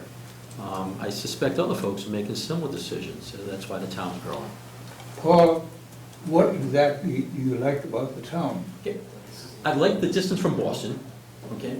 Traffic wasn't all that bad, and I know sometimes we can get on Gray Road here, and that's kind of tough. Driving on 2A, there are open spaces there. That's very nice. The town itself is small, but ultimately it was the people, in all candor, sir. While somewhat rural, easy access to 495. Personally, my whole extended family, children, mom, dad, roughly an hour away just by going down 495. That was nice, easy access too. And then being far enough for the kids so they didn't just drop in every single night. But in all seriousness, it was the people that ultimately did it. We met some folks and said, again, this is nice. And I think we keep working towards that. So that's what I found is to really attracted us. Can you go on? Just quickly, having the question behind. Ed Mullen, Grist Mill Road. Going back to what Brian was saying as far as, getting out of the way of small business. I've been a builder my whole life. I've been going through permitting processes in every town, from Gloucester, Marblehead, down through Concord. I've built most of what I do for a living in Concord, and I can tell you that the permitting process in Concord, they've streamlined it if they want you to build in the town. I now work as a building inspector in the town of Drake, and I can tell you, being on the other side of the counter, it's a whole new experience telling people no as opposed to begging for a yes. So going through that process, I think we could help our town, expedite the process for the businesses that we want to come to town. And there are ways to do it. And again, as Brian said earlier, I'd be interested in participating in the master plan to help that occur. Should we add a bullet about small businesses or something in number 2, or how do we, if we agree with something, what do we do? Yeah, We can have it whatever we want. Yeah, something like make the process easier for small businesses, permits and licensing, something around that. Yeah, there's a whole bunch of factors that are involved in that, too. Yeah. And I- It's a good Roland one. Gibson, 16 Snow Terrace, on the economic development policy. Will it be the responsibility of the steering committee to look at the previous economic development concept to see what problems it solved and what problems it didn't solve? Secondly, is it the responsibility of the steering committee, The master plan steering the committee? master plan steering committee, to identify specific problems that the economic plan is supposed to address? Right. You- I know that the Economic Development Committee has looked into the history already. And, there are members on it that were involved in the original and going back years. So I know that in fact has happened. We got an update probably, 2 months, 3 months ago? Yep. From the Economic Development Committee. They continue to meet, as the master plan moves forward. I'm sure that I know that they're gonna be involved in that too. Well, I like to keep, thank you, Jim, I like to keep things simple. And I'm going to suggest that it's important for citizens to understand, if the goal is to maintain a AAA rating, that needs to be clear. If the goal is to limit taxes, that needs to be clear. Something needs to be clear. And what I'm hearing is there's a tendency to speak in generalities, and that doesn't help the citizenry.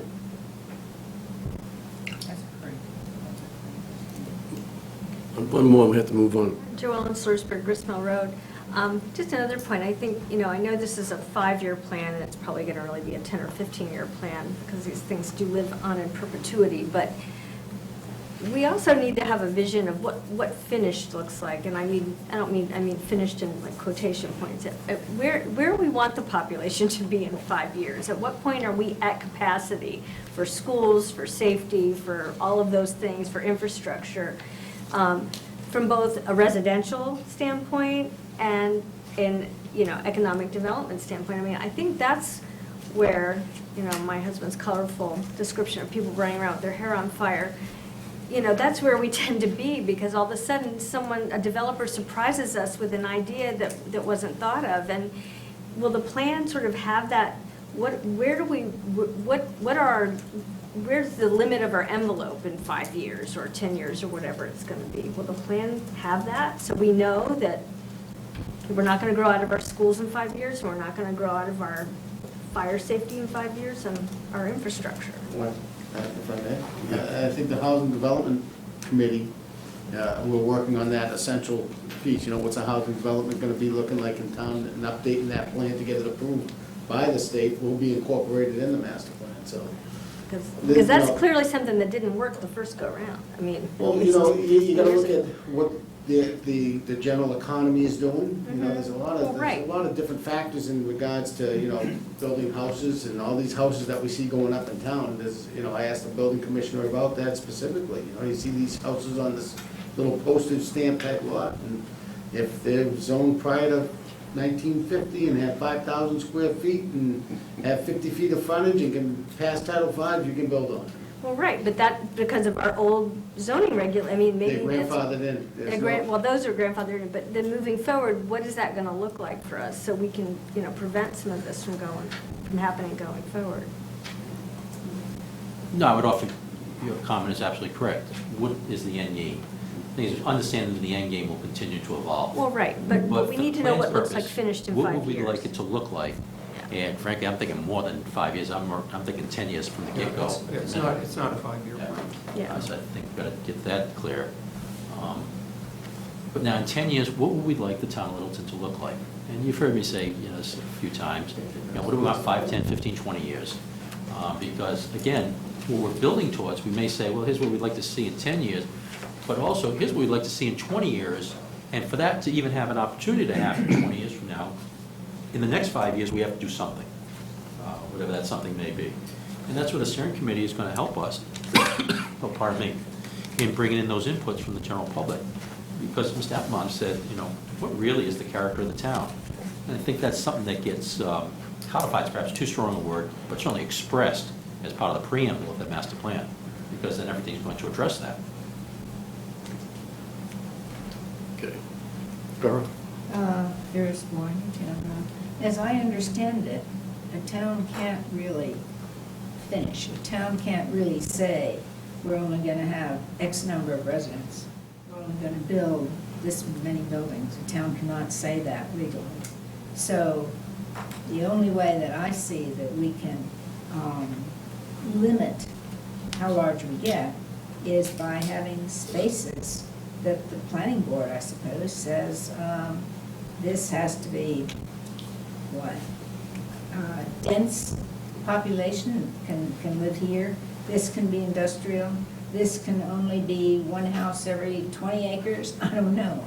But that's what I'm wondering about, whether we can do something that doesn't just mean Littleton grows and grows and grows and grows ad infinitum. So that's a question. Do you know the answer? I know, Vera, that it was just maybe 4 or 5 years ago, I was contacted, or it's actually had to do with, I think, MAPC and Channel 5 were doing something about towns that have expected growth within so many years.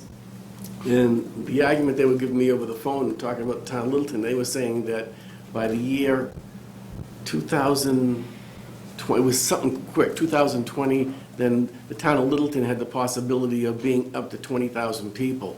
I think what people don't take into account is all the hard work that was done by people like yourself to try to preserve open spaces. So there are some kind of steps that have been taken to, that total build-out, if it ever happens, won't be as high as what some had first thought because of work that people have done. I'm not sure that answers your question completely, but I know that taking a look, there's always a board that will talk about total build-out, and it's hard to imagine what our total build-out is. And that can change, just like you said, that we change our zoning and takes pieces to make denser population. Those things could happen if the townspeople chose to do it. All right. One more thing. One more, because we got to, we're only at number 2, we still got.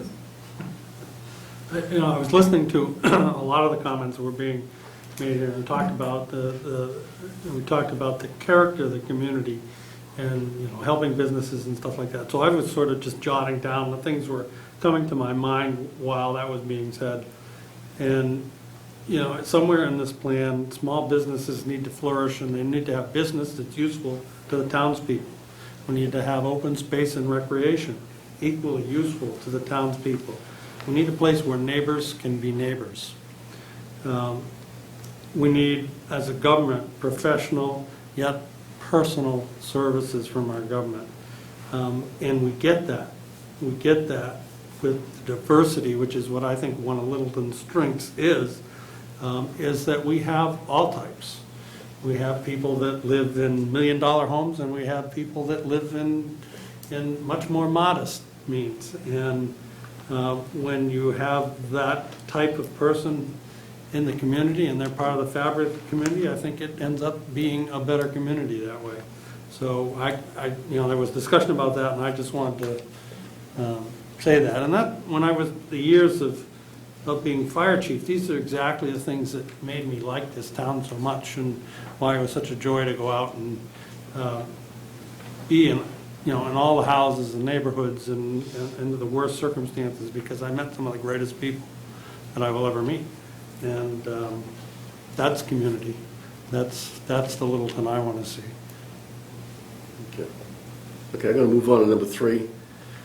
Transportation / commuter rail Plan for the shuttle service improvements when the Fitchburg line upgrade is completed by January of 2016.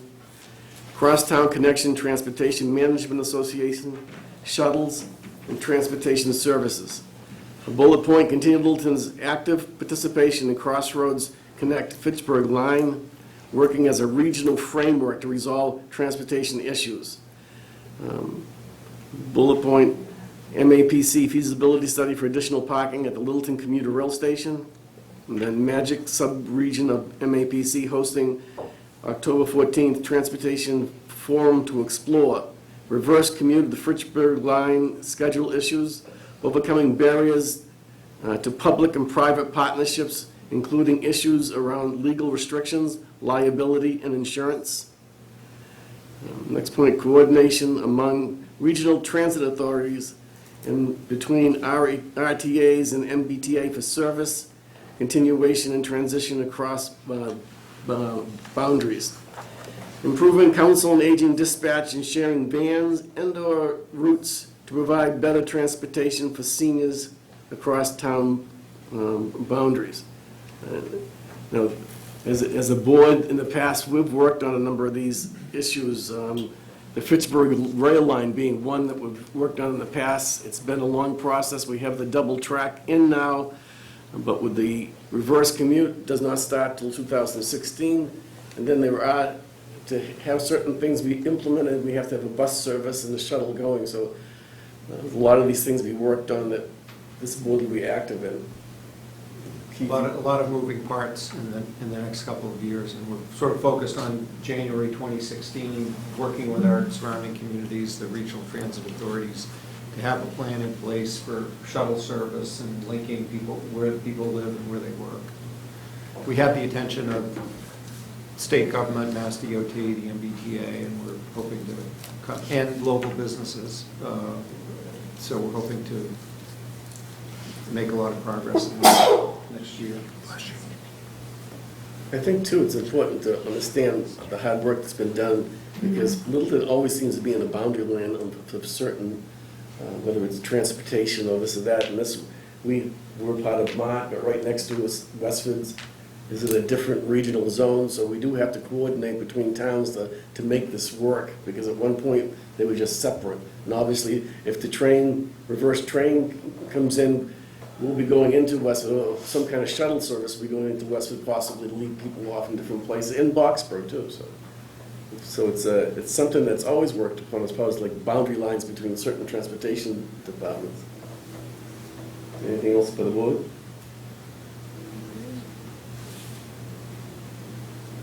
Starbucks? Brian Tarbuck, 16 Fletcher Lane. Until a month ago, I took that train every day, and I think you have a real problem in the winter with two issues. One is that the way they plow the parking lot, the number, you lose an enormous number of spaces, and if you don't get there by 7:15, you don't get a space, and so people just park illegally. The second thing is, I'm not sure who's responsible for the plowing of the lot and the sidewalks, but they do a terrible, terrible job. I see people fall in that parking lot every day, and I've taken some spills where I wondered whether I was going to get up with a broken bone. And it is a liability situation waiting to happen. I'm not sure whether that falls under our domain or the MBTA, but if one of our residents gets injured there, they're going to sue somebody, and it may well be the town. It's MBTA property, and it's the services of the commuter rail are now, or since July 1st, operated by Keolis, who I've met with their general manager twice as part of larger groups, which is 2 times more than I ever met with the group that used to run it. And their talk is all about customer service issues, so I'll be glad to take the issues that Brian has raised again tonight as a challenge to be met. And Keith, you know the other issue I want to raise, even though I wouldn't benefit from any more, but I spent about 9 months trying to kind of work through Keith to see what would it take to, who would you actually need permission to drive a coffee truck over to that train station in the morning? Because we used to, the folks who took that train, we would measure the temperature of the day by how much you'd pay for a cup of hot coffee. And there are days it's like, I'd pay $5. There are days I'd pay $10 for a cup of hot coffee. And we couldn't even figure out who you would need to ask permission for. And even if it wasn't a business, but if there are any Boy Scouts out there, rather than selling that popcorn, sell some coffee at the train station and make yourself a few bucks. We'll give it a shot. I don't take the train anymore, I'm just saying. Well, they'll be toasting you. If they got coffee in the morning, they would. Transportation, moving on. 4, roadway improvement plan update, review, update 10-year roadway improvement plan. Comment from Bonnie Holstein. The roadway plan will be reviewed annually for modifications, changes, and listed priority of roads through the Board of Selectmen. Next point, to support this review, the town staff will review conditions annually and provide recommendations for changes, maintain a 10-year funding plan based on roadways identified in priority inside the levee, continue to support the general roadway maintenance, crack and sealing and minor repairs within the annual roadway budget. Well, the only comment I have, Mr. Chair, is that, the roadway plan has been working for the 7 years that I've been on the board, and, we have to continue to keep it as a goal, because you hear way too much of our roads falling apart, so. And I think it should be pointed out, we have that 10-year plan, but a 10-year plan does get changed as staff come back and find out, or we see the roads that are deteriorating faster than others. So there's been roads that have been moved up in the plan because of the conditions. I concur with the plan, good. I would hope that we seek at least opportunities to accelerate it, which is a funding issue. So easy to say, but now let's find the dollars, much more difficult. So certainly aware of that, but we keep that. And by the annual, doing annual reviews of this, we have those opportunities to perhaps accelerate in the right instances. Any other comments? Just, sorry. When we look at this, we started this as just a roadway improvement plan, and we've taken on some initiatives recently that are going to force us to broaden the spectrum a little bit to include sidewalks and, bicycle lanes and some of the other stuff as well. So I think Paul's point, geez, we need to shoot a little higher with this. I think that's absolutely true. Whether we can afford it or not is another matter. But we do need to, at least when we look at a road now, also look at sidewalks, pedestrian Under our traffic. complete streets policy. Yeah. And that's the That big is change in the our board's roadway policy. improvement plan over previous years. Any other comments? Anyone from the public? Okay, 5, Elder and Human Service needs. Work with Director of Elder and Human Services to improve Council on Aging and Human Services. Explore tax relief for seniors.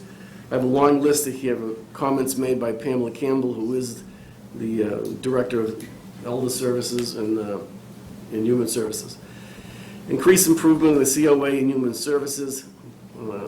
Reestablish a subcommittee of the COA board and unmet needs.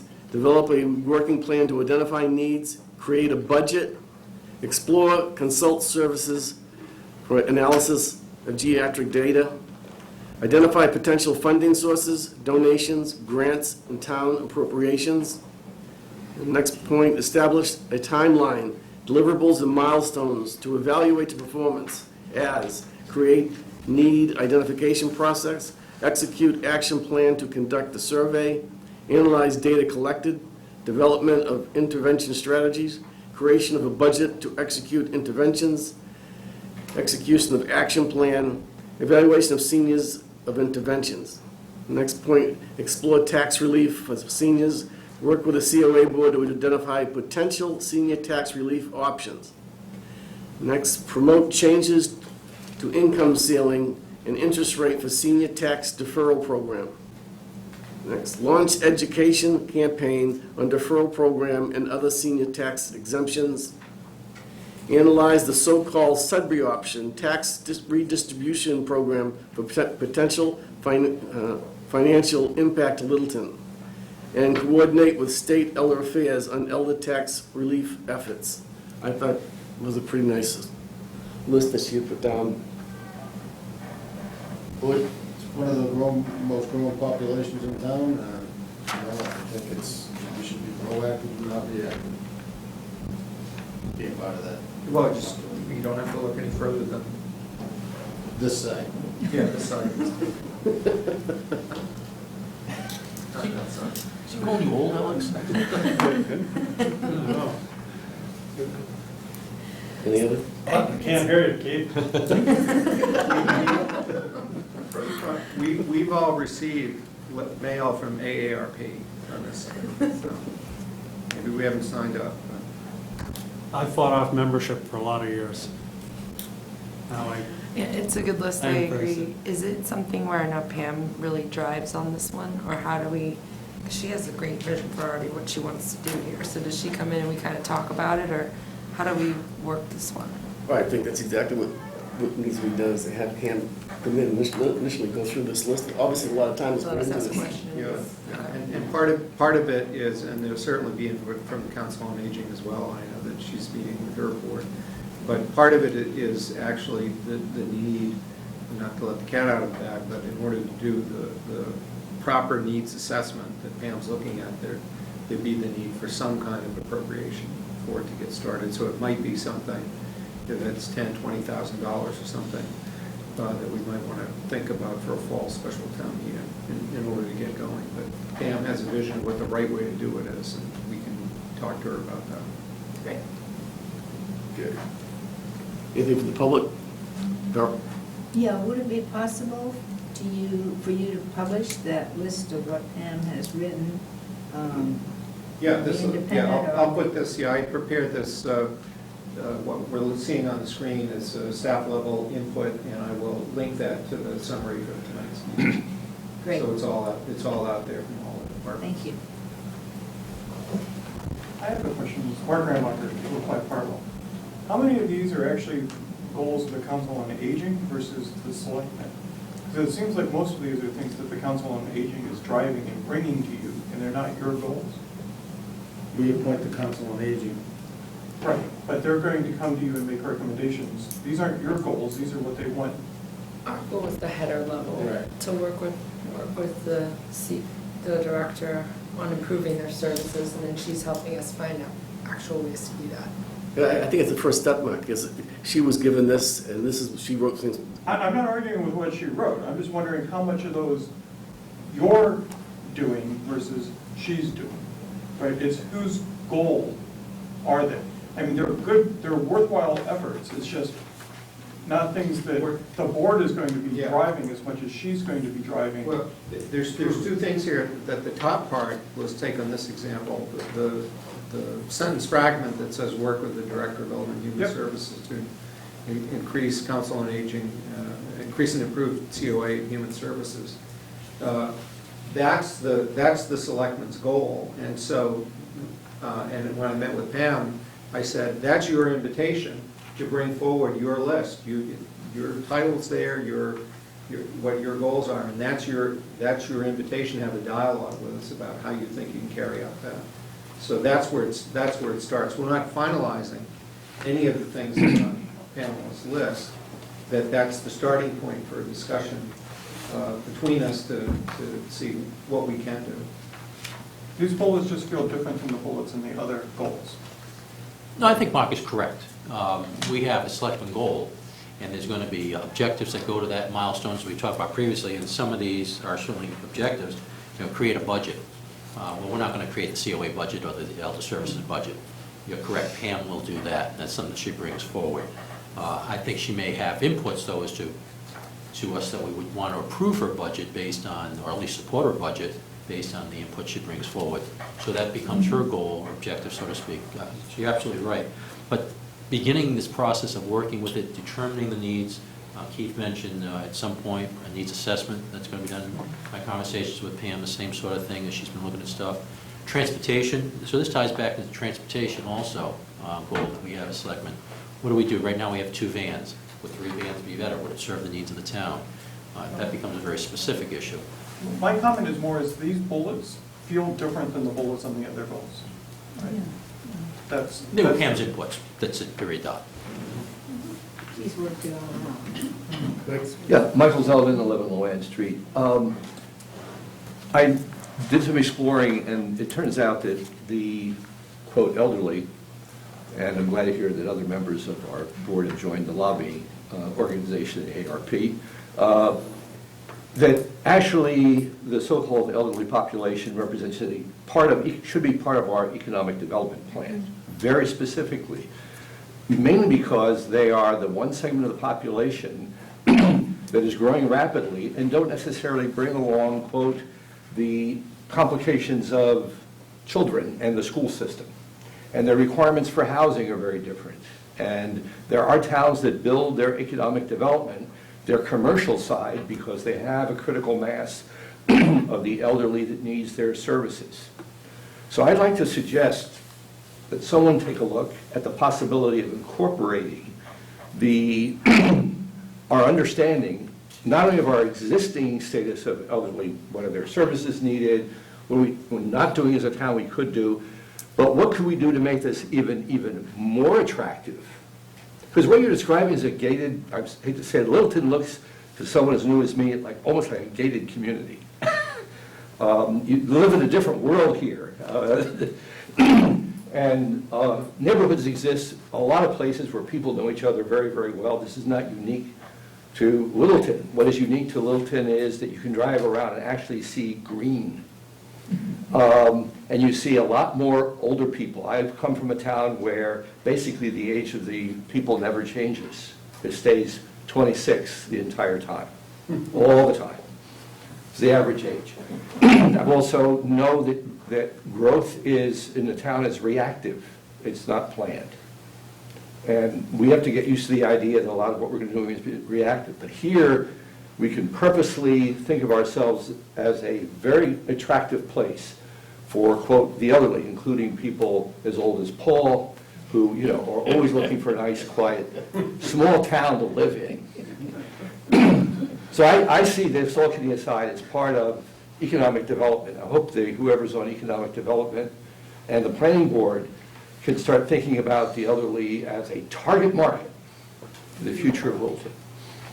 One of them. And the young. That's a very good point. Because one of the things we've discussed over the years is that people come here, they raise their kids here, they send them to school, they do all that stuff, and then they can't afford to live here anymore. And I think we do need to pay attention to letting them stay here, letting them want to come here. Because if you look at the pure economics of it, it's a very good point, the thing that requires the least amount of town services and taxpayer dollars is open space. And then business probably comes in after that, and senior citizens are probably next, and then it starts to go where it costs us more and more money. With, big expensive houses, big families, load on the school system, lots of service demands. So I think it's an excellent point. Well, I don't want to shock you, but the elderly now need tennis courts, open fields to play flag ball. Your idea of the elderly needs some shifting around. Very different population. More active community than What? it was. It's a much more active community than it Oh, was 50 way years more old, active. 50 years Yeah, ago. more way active. And to Joellen's earlier point about surveys and this stuff we talked about, we speak a lot anecdotally. So I'm just going to give a contra today, speaking with a gentleman who is going to move out of town, he and his wife, but it's not because they can't afford the taxes, they're going to a place they want to go to. Some people actually do leave because they want to go someplace else because it offers other things, amenities that we may not offer in town. If we want mountain peaks, if that's what your gig is, we probably can't offer that. If we want the ocean beach side, we're not going to offer that unless global warming really raises the tides. So certainly some people go, but rather than speaking anecdotally, where we get some really solid data to support some of the decisions we'll want to make based on some of that. Because we all got stories, and we could equally come up with another story. Well, I was driven out of the town because I just couldn't afford the taxes. And generally, we'll find folks like that, too. Gino? Gino Ferraro, 26 Howard Avenue. I'm a commissioner in the Housing Authority. He brought up a good point. I was waiting for somebody to break it up for me. What's your name, young man? Mike, he's talking to you. What's your name? Mike. We should get together. You brought a very good point. We've already been together. Now, listen. He doesn't remember, yeah. I've been trying to do this for 10 years, and every time I open my mouth, the selectmen, they close their ears. The question is, you have a point for the elderly. We have a lot of elderly. Just to give you an example, without mentioning any name. Being in the housing authority, they call me and they say, Gino says, I can't afford to live in Littleton no more. Can you help me? I says, what can you afford to pay? Well, I'm in Social Security. They have no pension. Can you help me? So I take them, you know where? Next door, in Westford. You know why? Because Littleton, they're too busy. Open space, tennis court, soccer field. Yeah, I love the kids. But the elderly gets nada, nothing. And we have to provide because the elderly in Littleton are increasing. I didn't want to even say a word today, but you brought the point. We have to think about, everybody's thinking about open space, this and that, garage. We need a garage. In 10 years, we had Littleton, which is the high school, I was in the building committee. We had the police station we needed, which we didn't need it. And the middle school, we didn't need it for the children. But it comes to a point now that we have to say, hold it for a while. Let's think about the elderly. And the only people can do this is the town fathers, which they are the selectmen, execute and say, we donate to the housing authority a small 6 acres. So we can at least have maybe 60 family living in there. Now you have the land, the state will provide the funding. They have $2 billion for the grants, but you have to have the land. Years ago, the state will provide the money to buy the land and the housing. Now they stop that because they say, it's like a catch-22, says, we want the town to do something for the elderly. Let's give them a piece of property and the state will build, like they did in Westford, like they're doing there, like they're doing in Salem, Massachusetts. In every small town, we have a housing authority, 19 Sheriff Street, they're 50 years old. We had to take care of it. But inside, it needs a lot of work. So we have to allocate those people in a new area so we can fix the old area. And I appreciate what you said. Okay, anything else in this? We'll move on. Now you understand what they don't want to hear me anymore. Yeah. So I'm going home. Good night. I think we're on the same page, Think that's about why it. it's our goal. It is our goal. Okay, 6, public safety strategic plans. Task the police and fire EMS departments to develop a 5-year strategy plan for incorporation in the master plan, includes staffing and facility requirements, regional opportunities. Now, our 2 chiefs were asked to make comments. Comments from Police Chief Matt King are, appoint working group consisting of chief, deputy chief, once appointed, patrol sergeant, detective sergeant, 1 patrol officer, and 1 dispatcher. Plan would include building space needed, modifications, maintenance. 2, personnel, rank structure, staffing, development of patrol, communications, administrative staff, training and recruiting. 3, community relationships. 4, traffic safety. 5, criminal investigations. 6, equipment needs, replacement plans. 7, technology. 8, master plan. 9, economic development. Our Fire Chief Scott Uzinski, bullet point, establish a working committee that would consist of the chief, deputy, 1 on-call officer, and 1 career department member. The plan would include 1, renovation and construction of a new fire station to include a post-construction maintenance plan for the facility. 2, rank structure, increased staffing career, on-call, training recruitment. 3, basic EMT paramedic service. 4, community medicine program, potential alternative revenue source. 5, public education, community CPR. 6, capital equipment replacement and reduction, question mark. Board, public safety? One thing struck me out of this very quickly is, this is, both of these are pretty much the nuts and bolts of what it takes to operate the department. But I think the other vision that has to be out there is, what will the expectations of these departments be over, well, it says 5 years, and this really ought to be something that is a larger look ahead than 5 years. And I think from that, when you strategically look at what are the kinds of services that are going to be provided, where are the trends, where is public service, public safety going, then these other things, which are the nuts and bolts of what make it all work, can be more readily identified and worked with. So I think the first part of the strategic plan needs to say, this is where we vision police work over the next 10 years, and this is where we vision fire and EMS work over the next 10 years. So I think that needs to be added into both the chiefs' thinking. Just as a bullet, an extra bullet. Well, it should be the first thing they do. Yeah.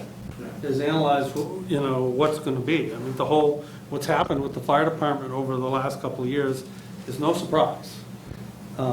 Because we watch the community grow, we watch the types of services change, the demands increase, and all of that. And the same thing's happening on the police side. That's where it's got to start before these other things can be done. So what would you propose as I'm just looking, I agree with you. I'm just, what, a vision statement, what do you think we should? Yeah, I mean, they're both intelligent people. They can figure out from, our input what we're looking for, but they need to have a vision. They need to have a crystal ball that says, in 5 years, this is what we will be doing.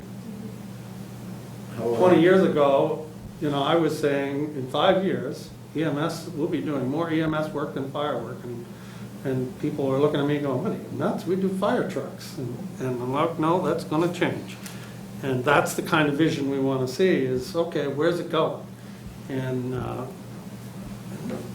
don't think there's a lot of surprises out there. I think they have to look at that first. I would think for tonight, we don't need to offer anything specific, because If we're going to have the goals, we should. No, here's what I Well, was we're gonna gonna, we say. I can think bring them in. if we bring think our our goal chiefs is in good at this next point, time.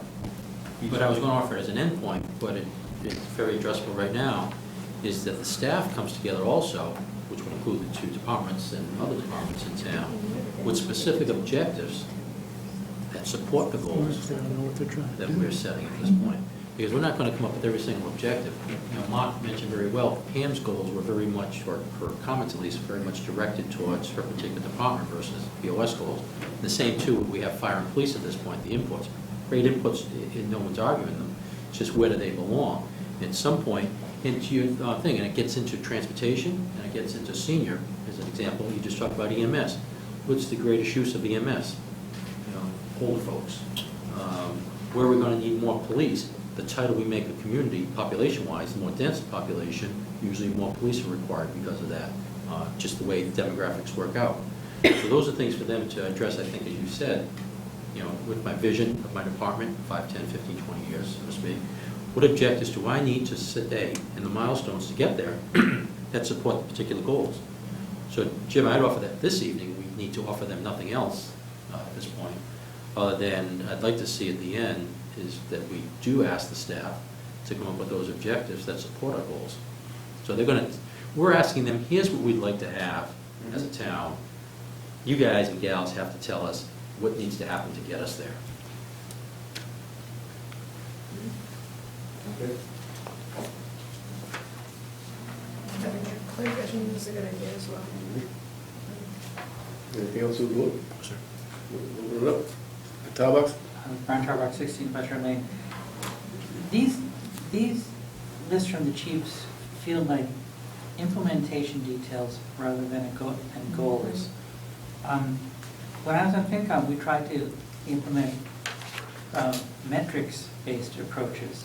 I mean, as a consumer of these services, hopefully not so much, you know, I'm more interested in, I'd like to see goals like the fire chief actually did of I want to see a goal of nighttime ambulance response on average is 4 minutes. That's a goal I can understand, I can get behind, and I can pony up some money for. So, I mean, I'd like to see, and how they do it with what personnel they have, and what trucks and so on they have.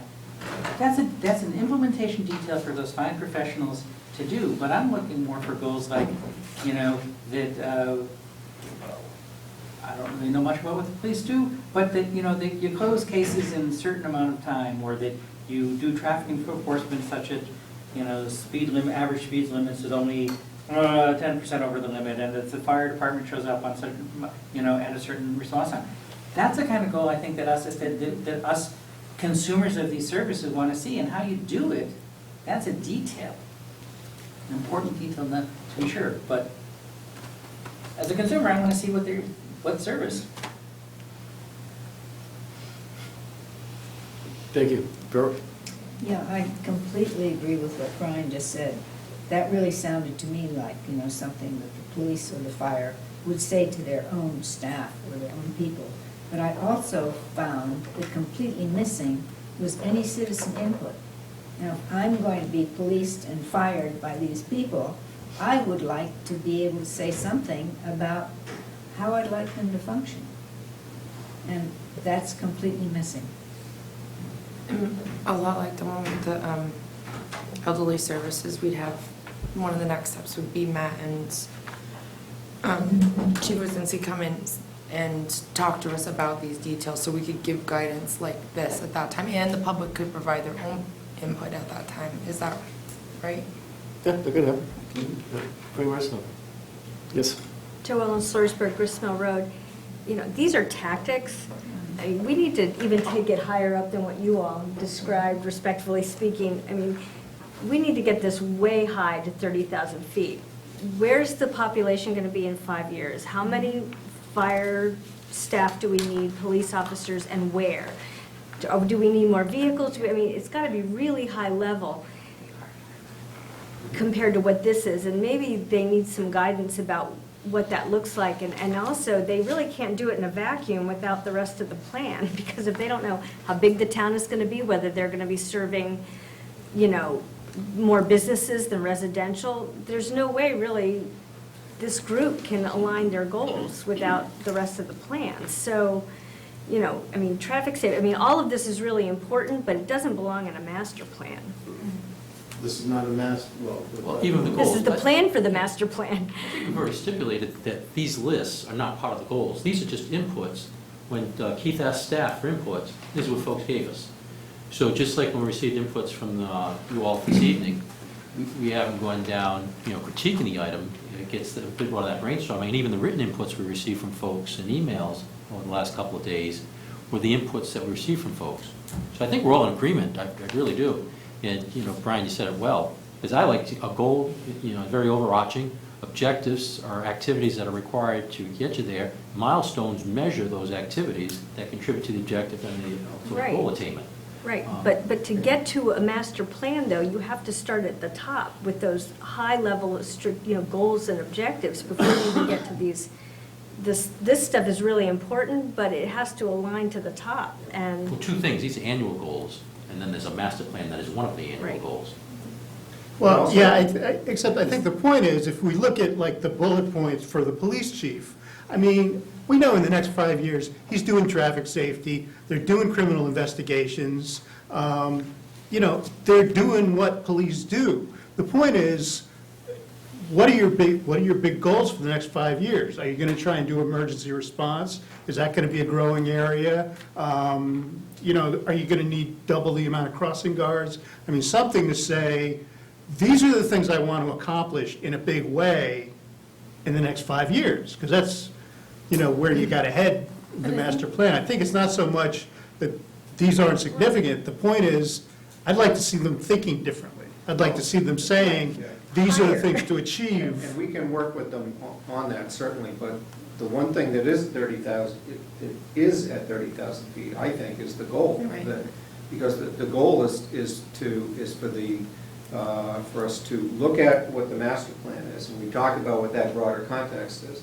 The police department and the fire department are not going to be determining what the master plan for the community is. The Right. community is going to determine that. Right. But there are consequences that flow to our public safety departments to carry out that master plan. That's the framework that we've given to the police and fire. Certainly, we can work with them more on what are the implementation details for doing that. But it asks the questions of, well, what kind of growth and development are we going to have? That's going to trigger points at which we need additional staffing, different configurations of the facility, and that's how we're, from 30,000 feet looking down on what they're doing. They're at ground level going up with how do they do that within a department? And we're going to meet somewhere in the middle. Mark Rambacher, not to beat this a little further, but the goals and the bullets don't actually really align that well. Because what you're saying is staffing, facility requirements, and regional opportunities, and nowhere in those bullets does it address regional opportunities. It barely mentions staff and facility, and most of the other things are just in there is a plan, but what the police chief is defining as the plan, and I think the fire had the same thing, it's just not up on the screen now. Doesn't really say that that plan is what your plan is, because they don't align as far as what their bullet points are versus what your overall goal is. Well, is it safe to say, we know the departments have some work to do going forward to actually address the plan? The goal itself is fine, it's the bullet. Yeah. Right. But what is it? Right, but I think this is the plan for the plan. And so we've got to really, this is so important. I mean, I do business plans for a living, for big companies, and you have to have a plan for the plan, because if you don't, it's all tacticals. It's all tactics, and you're just implementing with no strategic focus. And that's really, I mean, we've got a plan that's 12 years old that no one's read, no one's looked at, no one's referred to for 12 years. If we want this to be a document that's going to live for the next 20 years, then it's got to be top-down and bottom-up. But at this stage, it really has to be top-down. Because you're asking people to build the bottom before we know what the plan is going to be. Perhaps I'm misunderstanding you. The master plan is one issue, and goal one of the selectmen for this year is to address the master plan. These are additional Okay. goals. So these are not part of, No, these are annual plan goals for the selectmen. That's what this list is. okay. Moving on. Don't want to beat a dead horse too much, but I think what we're getting at is, what would be nice to see, the top paragraph is great, but then what would be nice to see is, okay, forget all these lists of all your functions, just give me in 3 sentences, what are the 3 top things as a law enforcement professional you think should happen in this town that would be helpful to us as your constituency, okay? Just tell me 3 things that you want to get done in the next 5 years. And then all this stuff, you worry about all that stuff because you're the police chief. But what are the things, what are your big strategic goals? What are you trying to do? You're trying to do emergency response? Just 3 things you're trying to do, big items. And then I'll let you worry about how you get it done, and you tell us how you need us to help you. But what are those 3 big things? I think that kind of goes to Alex's point about a visioning statement. Those seem very similar. What's the bigger level picture, and then how do you get there? So. Right. Okay. Question of the board. It's 9:30. Do we continue? It's not going to take you that long. Okay. Now, Famous last word. number 7. It should, you don't need to read it. No. Town government organizational review update recommendations of the town government study committee and determine the way ahead. Listed here are 14 recommendations from the town government study committee. I had the pleasure to work with a gentleman in the audience, Mr. Gibson, on this This is what, 10 years? No, 8 years maybe. But in all honesty, that committee has to be one of the best committees I've ever worked on, because we started with 8 people all from different areas, thinking we were going to have something done in about 6 months, and 18 months later, we're finally coming back to the Board of Selectmen. But we did a comprehensive study, and it probably has to be reviewed again, because we have implemented, I just looked at it, Roland, I think we have implemented by the town, the 14 major ones we had here, 12 of them, in one form or another, have been implemented. 2 of them have not been touched. But I think in our last couple of meetings that we have with the Board of Selectmen, we realize right now, after this time has gone by, it's probably a chance to go back and review the work that that committee did with another committee, because I don't think you'd ever get our committee back together again that worked that time. But to sit down and see what changes have to be made. There might be changes right now that after 8 years of town government that should be changed also. But even think, Brian, you mentioned that it's in here too. You were talking about small businesses having problems. One of the things that's in here, what happened to me maybe 10 years ago was coming to town hall and trying to go to a department and having a sign on the door saying, "Gone home, won't be back today." And I was on a business mission to try to get something accomplished. The recommendations that we made here, that Keith has put into place, and the rearrangement of town hall, there's almost always somebody here to at least direct you something that wasn't happening before. So, and that's just one of them. There's many things that are on here. Changing the status of the town administrator. The town administrator at one time was such a weak person as far as what he could accomplish or she could accomplish, and some of those things have been implemented. But I think it's time now that we go back and take a review of what was here and see what improvements can be made. Board?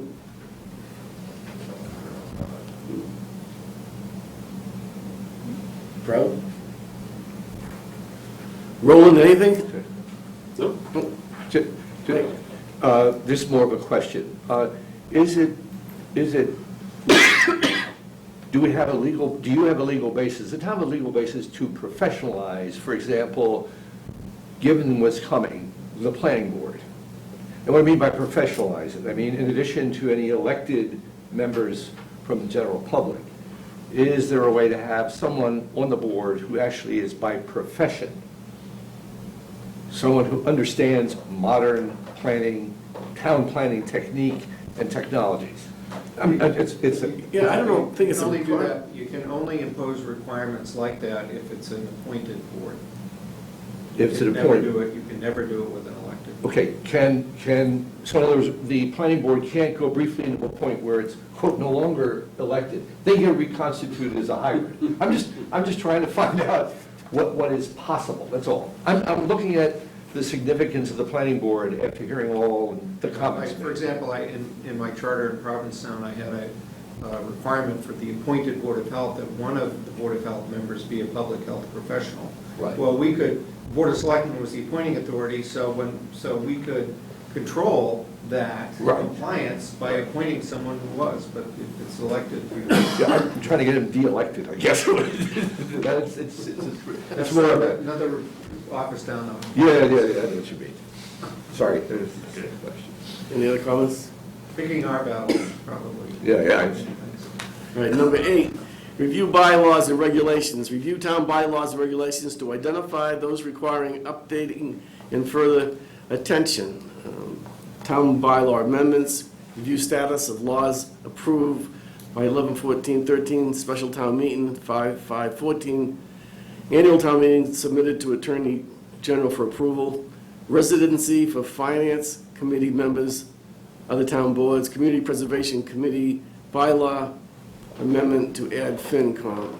These are just some things that have been on the radar screen. Yeah, that's all these things are. Partly an exhaustive list even.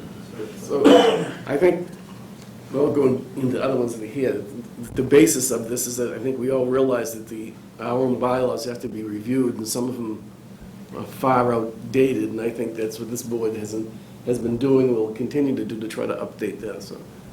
Board. It's worked in the past, just general cleaning of some of the bylaws, but more significantly, zoning bylaws, you know, they haven't been touched in 50 years or more, 60 years, so, you know, it's time to review it. It's gonna take a huge effort for the Board of Selectmen and the Planning Board, along with input from town, to take a look at that, those zoning bylaw, but that's something that has to be done. It hasn't been touched in a long time. Wood? Addresses some things. Vote. Okay, number 9, fiscal policy strategic plan. Task the finance team, and I had said committee before, finance team to develop a fiscal policy strategic plan, including revising, updating financial policies, mindful of the town's AAA bond rating. Boy, do you want to go this without me? Or do you want me to read everything the Bonnie put down? It's up there. The only change that I would, and I don't know where we put it in the actual goal itself, but we have a fiscal policy working group that I think should be involved in this. It's a group that's consistent of not only light and water folks, but town hall folks too. So I think whether it's put in the actual working, updating financial policies, working with the fiscal policy working group. That's the only change I would. By saying updating fiscal policies or financial policies, the financial policy working group de facto. Well, you know, you may think that, but you never know. If, you know, I'd like to see it in writing to make sure that that group gets involved in any type of, because it's a good group. You know, we have finance committee, we have light and water. Here's how we have affect Board of that, I Selectmen. believe. It's a Board of Selectmen goal. We are the Board of Selectmen, and we direct it. Okay. I think you're, That's how it's one of the affected. things we've been doing tonight in part is identifying next steps. I think you could just say your next step with this goal is to meet with the fiscal policy working group. So it's on the planning board. So long as it's on there. Anything else? You would? Vote. Can I make my after comment now, or? Just let me see, anyone want to talk about the fiscal part? If not, then I'll let you go right ahead. Sure. All right, Brian?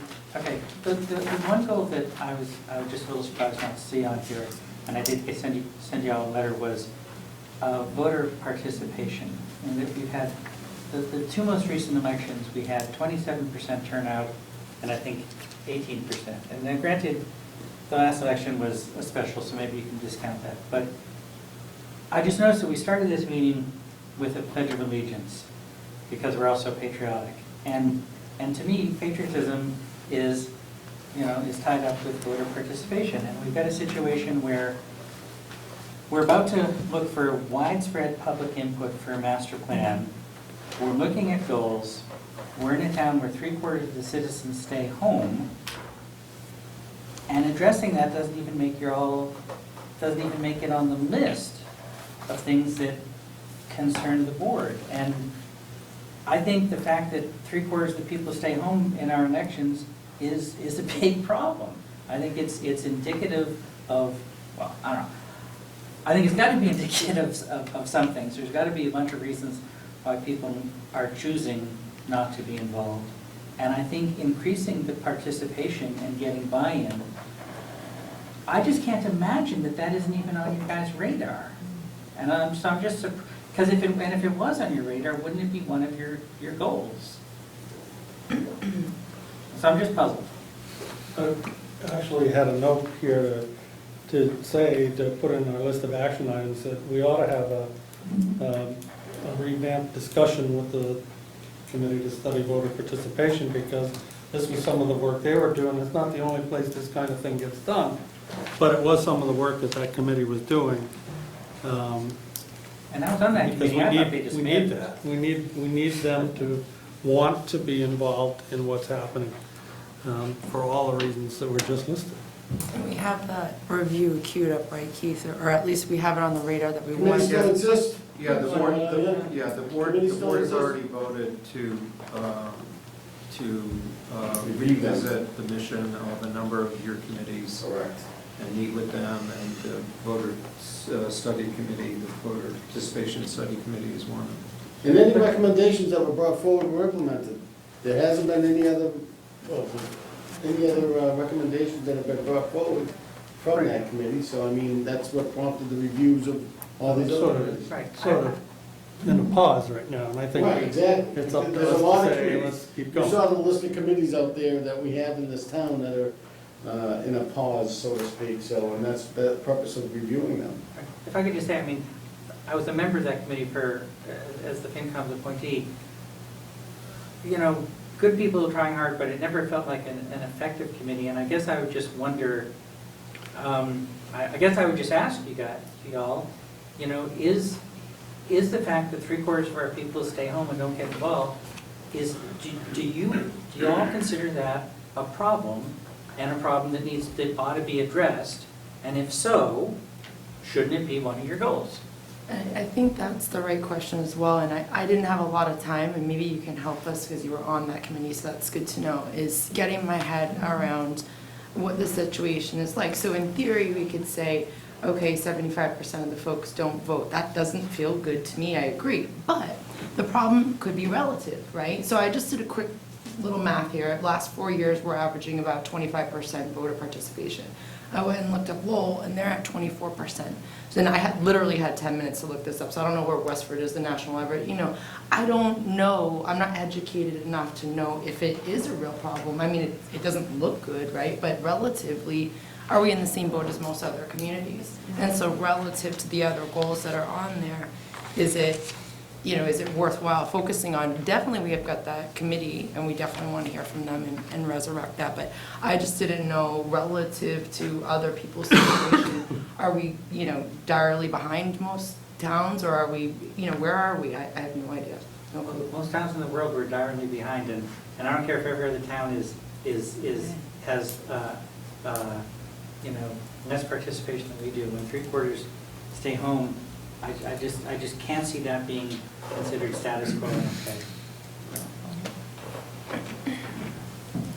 Brian, it's certainly something that I know that through the years, I've looked at over and over again to try to, even when I'm going for election, how do I get people out? I mean, we've all done it over and over again. How do you get, what always shocked me is that when you have a presidential election, everyone's down there. When it comes time for local and town meetings, we know what town meeting looks like sometimes when there's 150 people, 100 people left at the end making big choices on things that happen. And you say, how can that happen? I don't know what it is. You guys did some great work with that committee getting things going, but is there, I guess, sort of like you're backing up, is there a real answer? I mean, it's not that something's not thought about. I think in my mind, I knew the committee was still there, so I thought, things were still functioning. I think it's a concern of everyone, but if you could ever devise a way of getting more participation, I think everyone would be happy. Well, we could use some help from other countries where the voter participation nationally is greater than the United States. And my proposal is that we establish a dictatorship here. You can be head of it. And we'll have a revolution, and that would bring everybody in town out. Or Paul, I mean, it doesn't make a figure. We usually don't meet this late.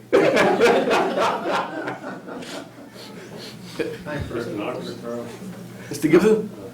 Thank you for inviting citizens to be a part of this conversation. I submitted a memo to the board, and indirectly, some of the issues that are being discussed now, I've raised in that memo. Time is precious at the moment. Is there someone on the board that's going to get back to me, that we can continue this conversation? Yeah, we can make arrangements through Keith to have some of the, through Keith, we'll make some arrangements that you and I can get together, or including Keith and whatever. Thank you. And by the way, you covered the town government study committee quite well. Thank you. Oh, thanks. That's We'll meet at an earlier hour and we'll have coffee. Just not at the train station. We all set yet? Very good. Are we at the point where we're going to vote on these this evening? We could.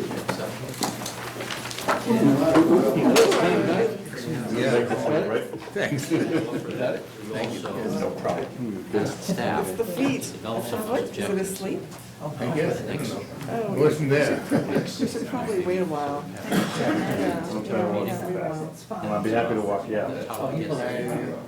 I need a ride to Carson Street. Are you going up that way? Good, okay. Thank you. Excellent, thank you. Yeah, you ready for a motion? What are you doing? I'm going to make sure you can walk. No, I'm gonna read this guy. Let's make sure. Thank you so much. That's only the second time. Good catch. I move the Board of Selectmen approve the 9 goals presented this evening as listed. Can I have a quiet, please? Get school. Too much citizen participation. I'm just going to say, we just asked Keith to have staff do that. That doesn't need people part of the motion. I think it's just simply, Board of Selectmen, move the Board of Selectmen, approve the 9 goals as presented this evening. Second? Motion been made and seconded. All those in favor? Aye. Those opposed? Motion to adjourn? Second? It's been made and seconded. All those in favor? Aye. Thank you. Thank you very much for watching.